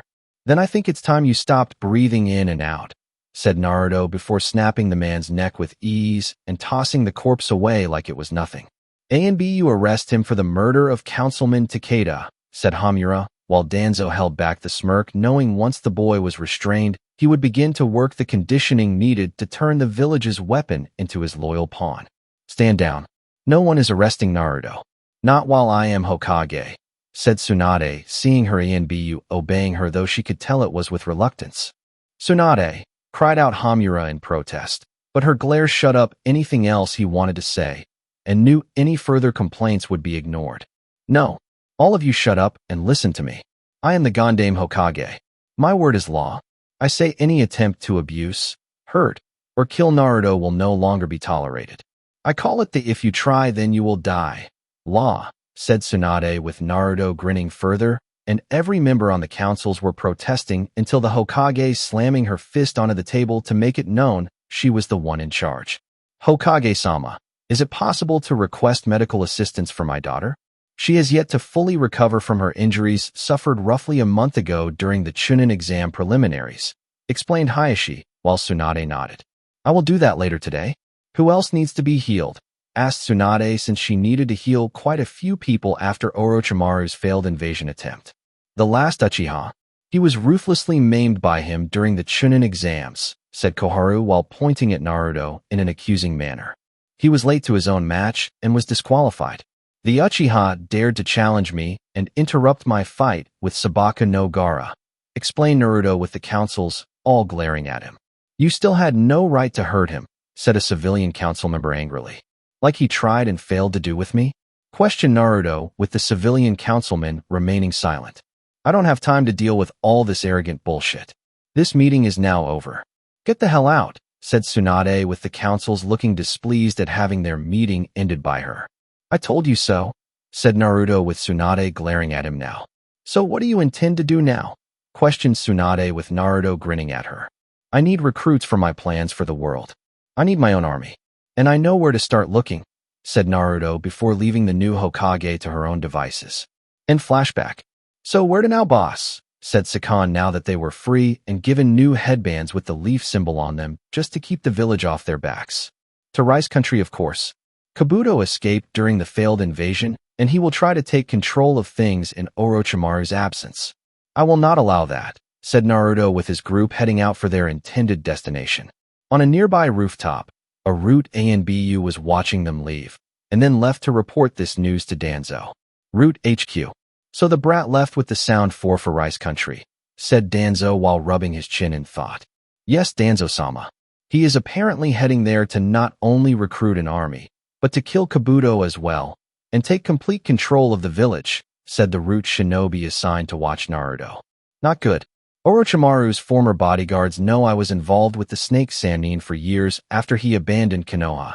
If they tell the brat about my actions, or gets any potential shinobi to his cause, will only make it that more difficult for me to control him. How do I turn this to my advantage? Thought Danzo while trying to figure out the best way to bring the boy under his thumb. Hamura-san and Koharu-san are also wishing to speak with you, said the Root shinobi, with Danzo narrowing his eyes further. Send them both in, said Danzo, with the Root shinobi bowing and soon letting the two shinobi council members into the room before leaving. The QB brat is becoming uncontrollable. We need a plan, said Hamura, knowing that if anyone could come up with one, it would be Danzo, and help secure the brat to be the village's prized weapon. Agreed. Unfortunately, my Sharingan eye has no effect on him like I hoped it would, and proves he cannot be controlled directly, said Danzo with bitterness in his voice. He is of Uzumaki blood. The Sharingan eye will not work against one of their own or the Senju, since they are all linked through the Sage of Six Paths, said Koharu while Danzo scowled further. No, it's not just that. I can't suppress his power with it either. Since he apparently fused with QB, I should be able to keep it from rising, but my Sharingan eye has had no effect on it, and I'm finding such new information to be bothersome, said Danzo, with the two Shinobi Council members looking shocked by this news. It must be the boy's own chakra source mixing with QB's during the fusing process he underwent during the month away from Konoha. It must have created some kind of barrier or resistance for Kyuubi's power against the Sharingan Eye, said Koharu with Danzo and Hamura looking upset by this. We'll need to use politics as our weapon. We need to bring Tsunade under control on our end. If that fails, Danzo, we need you to work on building us a case to use against Naruto, and bring before the Fire Daimyo to make him make Tsunade bow to our whims, said Hamura with Danzo nodding, knowing his root shinobi could do that. I've already begun preparing a case to send straight to the Fire Daimyo. Once he sees the evidence we've collected against the brat and Tsunade's lack of action against him for her own personal reasons, he will have no choice but to make that bitch do what we want, said Danzo, as he saw the two nod, and leave to prepare to control Tsunade so they could control Naruto.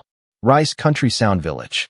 This is the main base Orochimaru keeps his most prized experiments and potential hosts he needed every 3 years, said Jirobo with Naruto nodding, having long since gone through the late Sannin's own memories.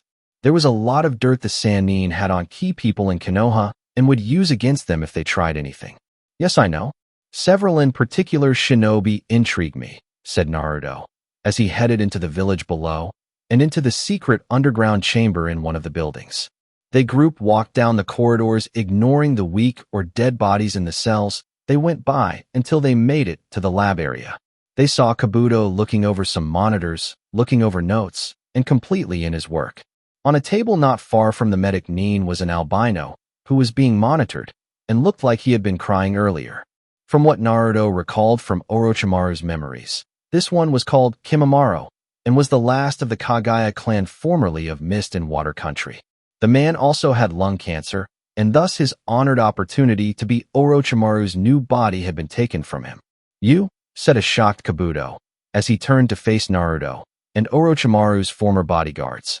Hello, Kabuto. How are you? Said Naruto while grinning at the mad scientist wannabe in front of him. You have a lot of nerve coming here, Uzumaki. Considering you are outnumbered, said Kabuto with a smirk on his face. Hardly. Kimimaro is barely a threat to me in his current condition, said Naruto with Kabuto frowning at his knowledge of Kimimaro's name. I was talking about the 4 behind you helping me, said Kabuto with a smirk once more appearing on his face. And they would side with you over me because, said Naruto, while seeing the medic Nin chuckle at him. Come now, you don't really expect them to obey your commands? A weak loud-mouthed brat, who pretends to be a ninja and wishes to be Hokage? Pathetic, said Kabuto while Naruto just looked at him for a moment before laughing. Do I look like that now, you fool? I've come a long way since being forced to portray myself in that manner. Not to mention Orochimaru's death at my hands put the notion of being weak into question, doesn't it? Said Naruto, seeing Kabuto narrow his eyes at him, while Kimimaro tried to get up from the table. You? You killed Orochimaru-sama? That is why my curse seal is gone. You. I'll kill you, exclaimed Kimimaro while trying to get up from the table. That would be a big mistake on your part. Considering I took Orochimaru's soul into my body along with all his secrets, said Naruto, seeing Kimimaro and Kabuto looking at him with a mix of shock and fear. You took his soul? Said Kimimaro, seeing Naruto nod. Ripped it right out and into my body. All of his knowledge, his secrets, and memories are mine, said Naruto while letting his power radiate around him and swirl of red, while letting out a cruel chuckle the snake Sannin couldn't perform even on a good day. So? It doesn't matter. You could absorb the souls of every Kage in the history of the elemental countries, and you would still be nothing compared to me, said Kabuto while Naruto shook his head. You are so full of yourself, Kabuto, that it's pathetic, said Naruto before summoning his wrath hammer to his hand.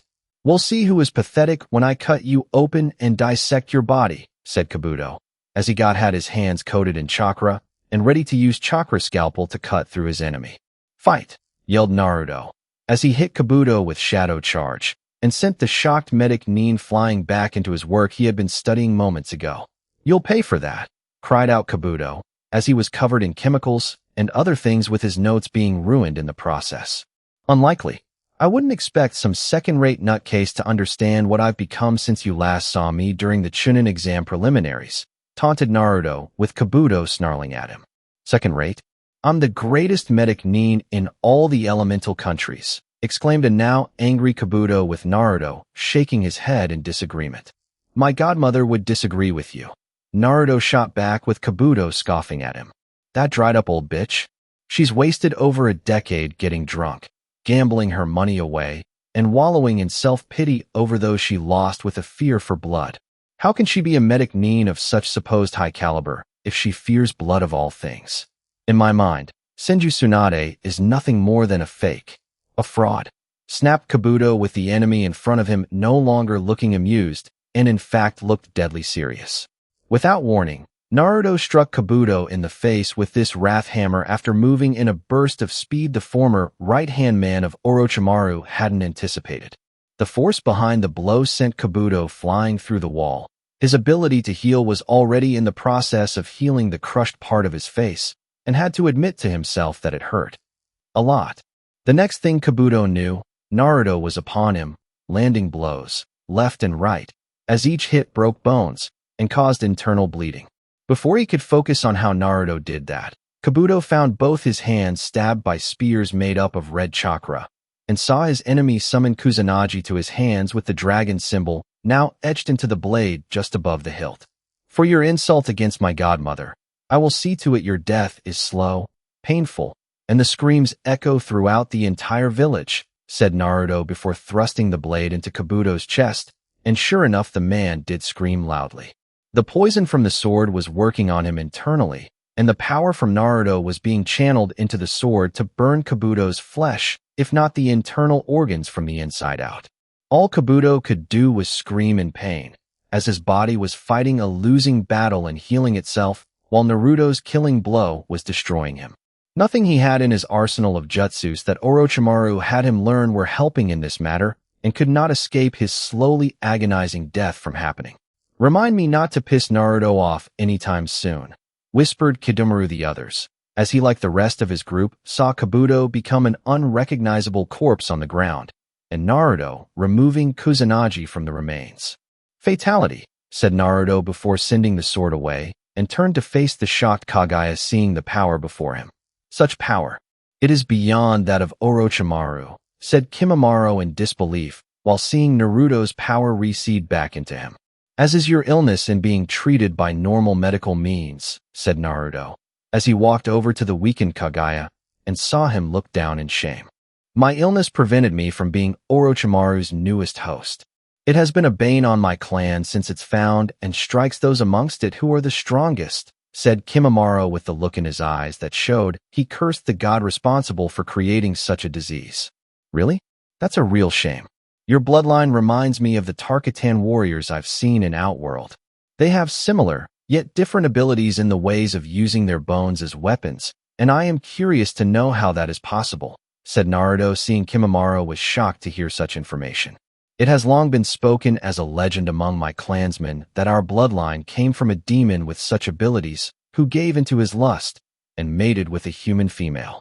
Over the years, the bloodline slowly changed into what it is now, but back then, it was said the Kaguya clan looked less human than we did before our destruction, and I am no most human-looking Kaguya of them all, said Kimimaro before feeling Naruto's hand on his chest, where Orochimaru's curse seal had once been. Yes, that does make sense. Still, we can't have such a promising warrior like yourself be wasted here on this table like some lab experiment and die in this manner with this disease. It is unbefitting of a warrior, said Naruto with his hand on the albino's chest now glowing red and spreading around the man's upper torso. What are you doing? Questioned Kimimaro with a hint of fear in his voice while his body began to feel internal pain. I'm curing you of your disease, Kaguya Kimimaro. Brace yourself for this will hurt. A lot. Naruto stated simply, as he channeled his power into his hand through Kimimaro body, chanting words in a language no one in the room but himself understood, and he began purging the disease in the Kaguya. Ah-h-h-h-h-h-h-h-h-h, screamed Kimimaro, as he felt his body practically melting from the inside, and then being reformed at the same time. Yes, Kimimaro would scream, a lot. I am so not going to him if I have a cold, thought Jirobo, as he saw Kimimaro was now engulfed in red light, and blinding the group behind Naruto. It is finished. Rise, Kaguya Kimimaro. Breathe clearly now for the first time in a long time, said Naruto, seeing the albino sit up and get off the table despite nearly falling to his knees once his feet hit the ground. I can breathe. My disease is gone, said Kimimaro, as he could breathe easily without coughing and felt no blood in his lungs. Yes, I cured you. A bit crude, but it gets the job done, Naruto stated simply while he watched Kimimaro look at the new mark on his chest that was the symbol of the dragon tattooed there. Your mark? Said Kimimaro, seeing Naruto shrug. More or less, said Naruto, knowing the dragon symbol had long been associated with Mortal Kombat, but the future emperor could see it as his own and was giving him ideas for the future. I shall wear it with pride while in your service, Naruto-sama, said Kimimaro before he kneeled at Naruto's feet. Rise, Kimimaro. You shall join the others in my growing army as one of my generals. I expect many great things from you.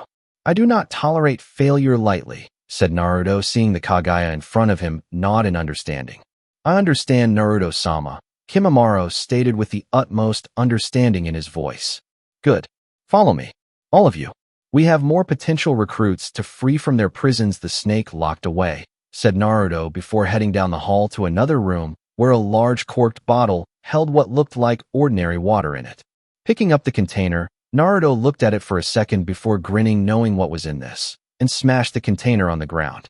Waiting a few moments, the water began to form into a human body, revealing a light blue-haired man with shark-like teeth, like Zabuza or Kisame, depending on who you think of first.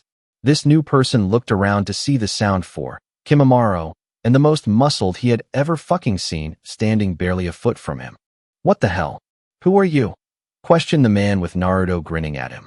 Your new boss, said Naruto, simply with the new guy looking stunned at hearing this news. What? Where's Orochimaru? And why do you four have leaf headbands? Said the man curiously. He's dead, Suigestu, stated Naruto, with the man now known as Suigesta looking like the world just tilted off its angle. How the fuck do you know my name? Questioned Suigestu with the sound for now sucking in their breaths, and Kimimaro was looking to stab him for some reason. Show Naruto-sama respect, you fool, or I'll rip out your guts. Kimimaro stated angrily while Naruto held up a hand to stop the impending fight. It's all right, Kimimaro.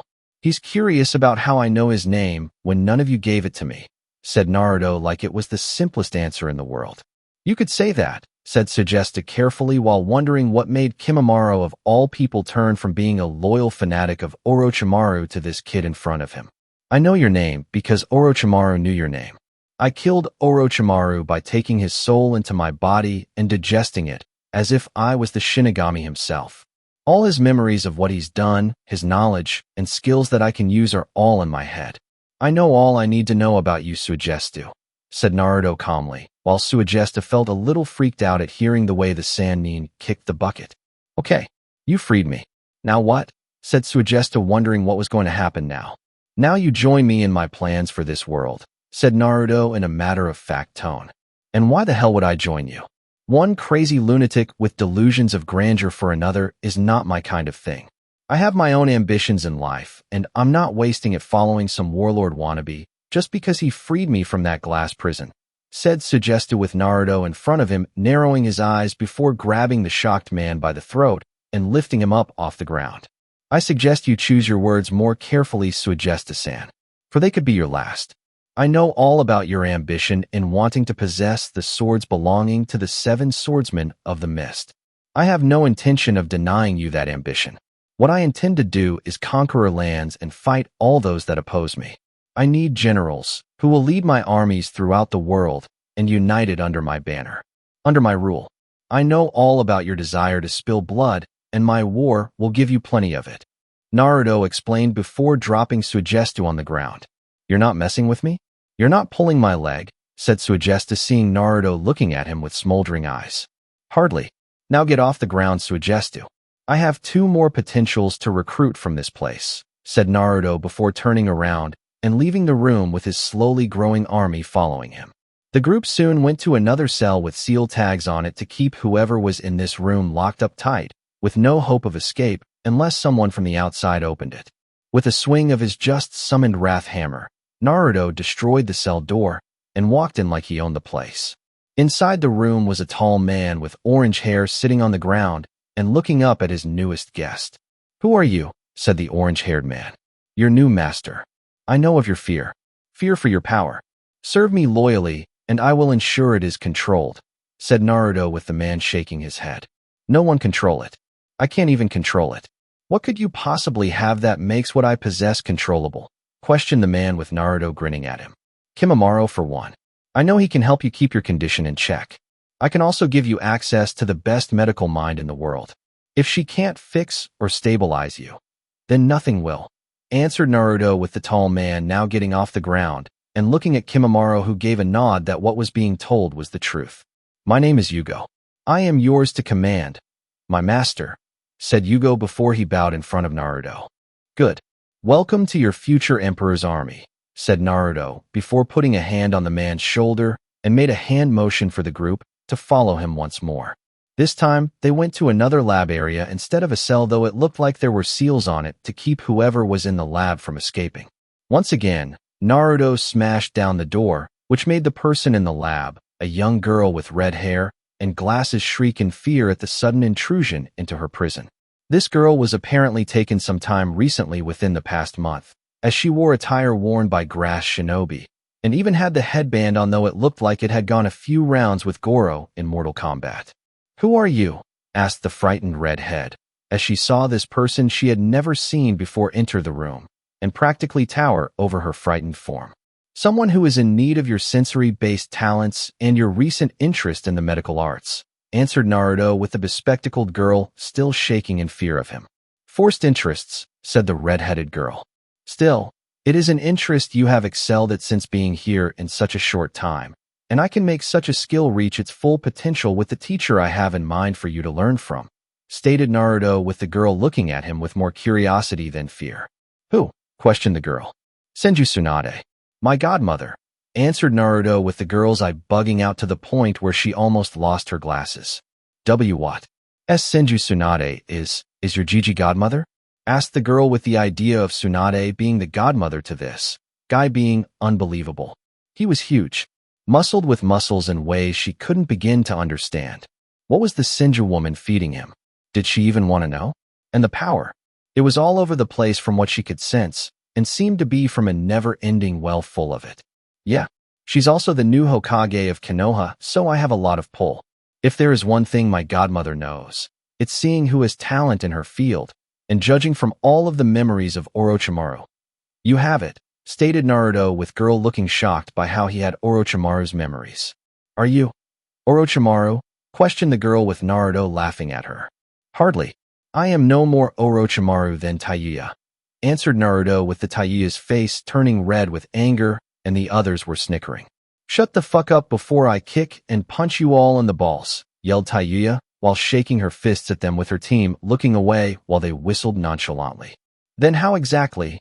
Questioned the girl, though it was clear he wasn't going to explain things to her just yet. They can tell you if they wish. It's not important. What is important to me is knowing if you wish to join side. I'll need highly skilled medic needs when I launch my campaign to conquer the elemental countries, and with your sensory skills will be a key addition to my forces, young Karen-chan. Explained Naruto with the girl now named Karen looking at him in surprise at being called her name when she didn't give it. Are you serious? You're going to conquer all of the elemental countries? It's just not possible. You have the shinobi villages and the daimyos of each country opposing you, said Karen with Naruto, letting out a chuckle of amusement. I know, which is why I'm gathering my forces now while no one suspects my actions or can prepare to stand against me, said Naruto with Karen looking skeptical. Even if you succeed at first, the opposition will eventually rally together to oppose you, explained Karen with Naruto, just finding her words amusing. You underestimate me, Naruto simply stated while Karen looked more confused than ever. You don't actually think you can succeed in such a massive campaign against the world, do you? Questioned Karen while Naruto grinned further and leaned down so he could look her dead in the eyes. I have the blood of an Uzumaki in my veins. I have the blood of an emperor and that of a conqueror in my veins. I will succeed in my plans and kill anyone that stands in my way, answered Naruto, seeing Karen's eyes widen in fear of him at first before she came to the realization that he was giving her the chance to be by his side instead of his path when the time came to begin his conquest. So, where do I sign up? Asked Karen nervously while letting out a nervous laugh at being so close to Naruto and his power overloading her senses by this point. Smart call, said Naruto, as he motioned her to follow him, and the group left with him to gather all the sound shinobi through the entire village. "What's going on?" asked one sound shinobi of Jounin rank. "Hear me, shinobi of Sound Village. I am Namikaze Uzumaki Naruto, the son of the late Yondaime Hokage of Konoha. I come here before you today to declare myself your new leader.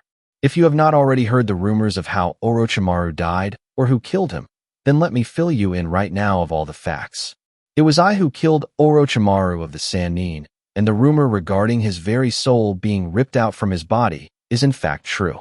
I have come to Sound not only to become the village leader, but also take control of Rice Country itself, and begin a campaign to bring about a new age for the elemental countries," exclaimed Naruto, with many of the shinobi around him looking shocked, filled with awe, anger, and skepticism after hearing everything he just said. "Just because you killed Orochimaru doesn't give you the right to replace him. You are just a kid," called out one sound Chunin, with some agreeing with him. "I see some of you don't believe me. I understand. So to show I am indeed merciful, each of those wishing to fight me for the right to rule over Sound may step forward and may challenge that right," said Naruto, with some of the sound shinobi leaping from the large crowd and planned to take him out there on the spot. The group behind Naruto, who were wondering if they should still be the Sound 4, Sound 5, or some other title, watched with waiting breath to see their leader's foes try to land a hit on him. However, Naruto was too fast, too strong, and too damn ruthless to stop when he crushed each of them, some literally, beneath his feet. When it was over, the shinobi witnessing his brutality in battle now knew why Orochimaru lost to the son of the Yondaime, and did not question the young man's right to lead them. "I have a question, Naruto-sama," said Kimimaro, seeing Naruto turn around to face him. "Yes? What is it, Kimimaro?" asked Naruto, with the albino looking hesitant for a second. "It's clear you are part of Konoha at the moment. You cannot be in two places at once to command us. How do you intend to do that without Konoha being none the wiser?" said Kimimaro, knowing the Leaf would never allow one of its own shinobi to lead another village regardless if it was major or minor in status. "Simple. I am going to appoint you to lead them in my place, Kimimaro. You will be the temporary leader of Sound while awaiting orders from myself with my seal," said Naruto, with Kimimaro looking speechless at hearing this news. "I am honored, Naruto-sama," exclaimed Kimimaro humbly before kneeling in front of Naruto. "I leave things here in Rice Country in your very capable hands while I return to Konoha to strengthen my own power base there. While most of the people hate me, I am fortunate they are either weak civilians or arrogant shinobi thinking I am weaker than themselves. Once I show my generation the horror that Konoha brought down upon me for what I held, they will question the older generation, and I can use that to bring them around to my side when the time is right," said Naruto, knowing each shinobi village had quality shinobi either in their prime or growing up into being highly skilled shinobi. That's what he wanted. They would be his key subordinates, who commanded the usual grunts of his followers, and help in his plans to rule the world under his banner. He would become emperor, unite the factions together, and bring about long-lasting peace. It could be done, and Naruto just needed to set things in motion so they could be done. Sound Village and Rice Country would be the key stepping stone to the future he had envisioned for the world. Konoha Hospital, 1 week later. The Sarutobi Hiruzen sat in his hospital bed, his body feeling its age, and wondered how things went so wrong in such a short time. All the years of planning, plotting, and the preparations for the day where he would have Naruto's utmost obedience to the village despite their hatred for him.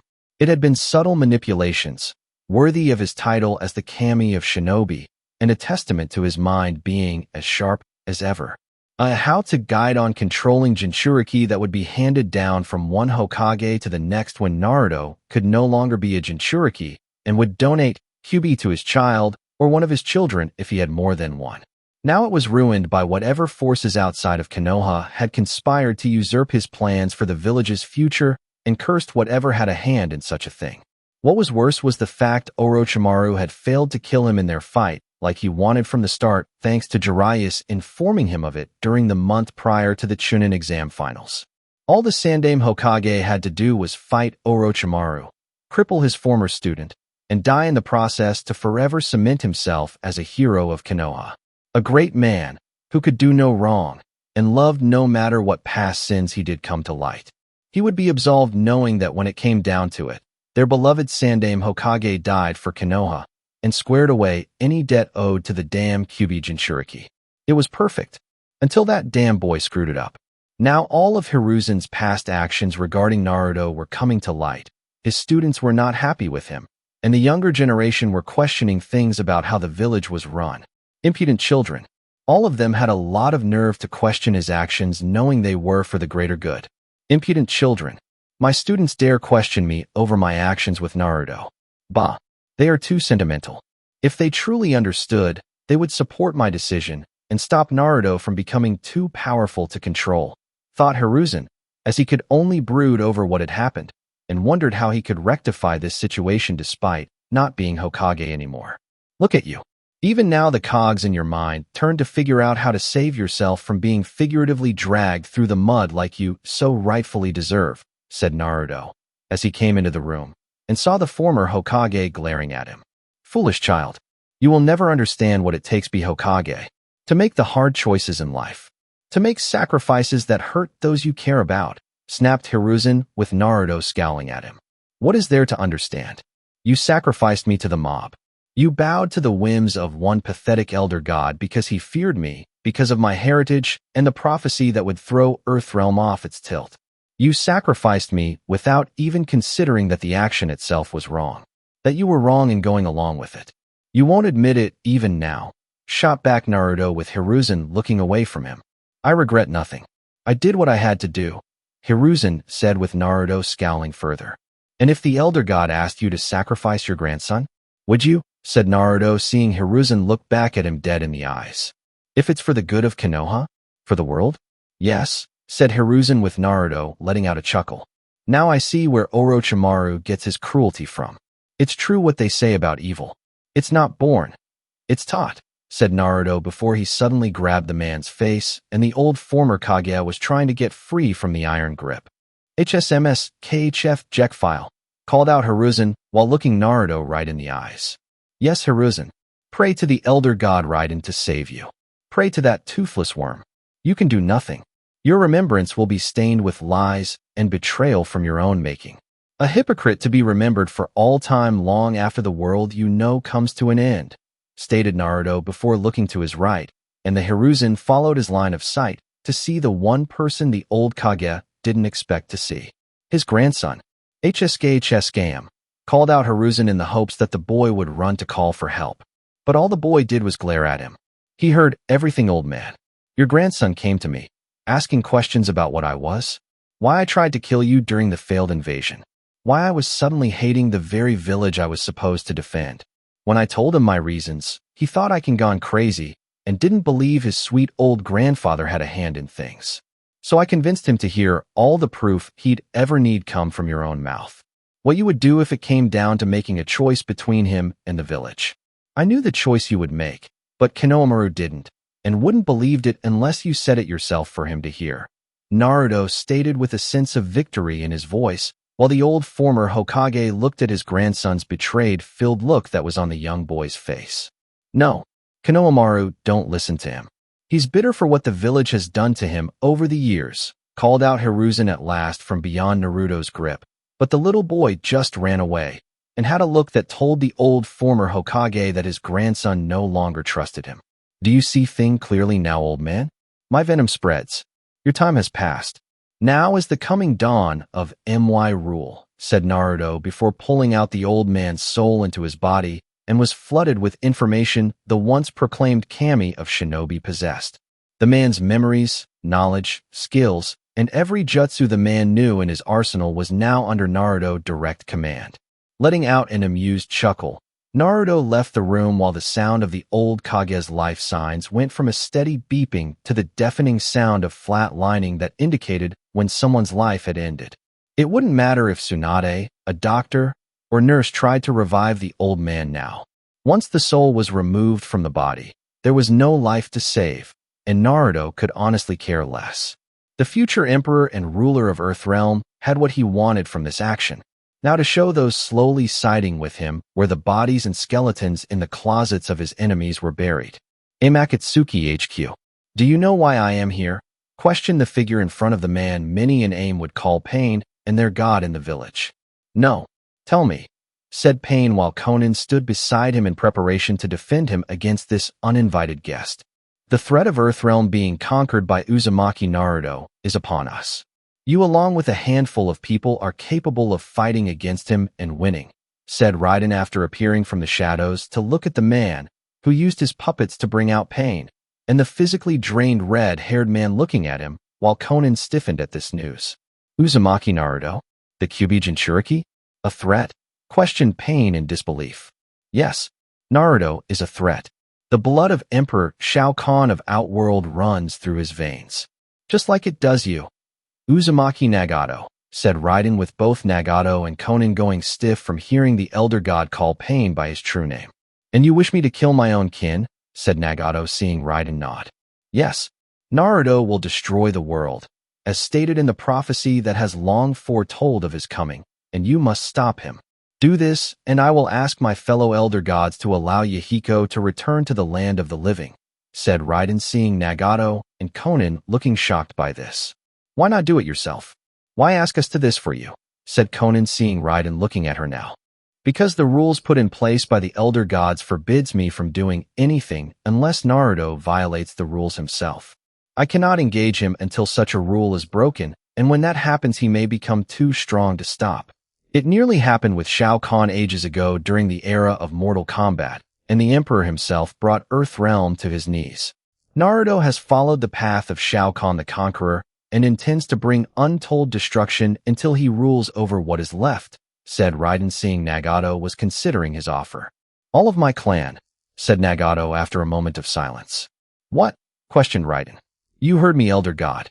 If I do this, if I kill Uzumaki Naruto, then I want all of the Uzumaki clan in Whirlpool brought back to the land of the living, and Yahiko while Whirlpool country itself is brought back to her former glory, said Nagato with Raiden narrowing his eyes at him. Your price is steep. However, the alternative should Naruto succeed in his conquest far outweighs what you are asking, and I will grant it if you kill him, said Raiden before he vanished in a flash of lightning. Would you really do that? Kill one of the few remaining Uzumaki left in the world aside from yourself? Said Conan seeing Nagato looking unsure of himself. I don't know. Possibly. Maybe. I don't know. I can't and won't know until I'm faced with the choice in front of me in the future. Send for Itachi and Kisame. They were recently sent to retrieve the Kyuubi Jinchuuriki. I want to know everything that has happened since their encounter with him. Everything. Nagato, while his conscience wrestled with so many what-ifs regarding the choice to kill his distant cousin. Could he do it? Would he do it? Only time would tell. And that concludes part 1 of this story. Thank you for spending your time here at Ichiraku Ramen and listening all the way to the end. Your support helps keep these stories alive and allows the Shinobi world to continue through new adventures and alternate timelines. If you enjoyed Uzumaki Combat, don't forget to like the video, subscribe to the channel, and turn on notifications so you don't miss future stories. Once again, full credit goes to VFSNAKE, the original writer of this story. If you would like to read the original version, you can find the link to the story in the description below. Let me know in the comments what story you would like to hear next. Until the next time, stay safe, and I'll see you again at Ichiraku Ramen.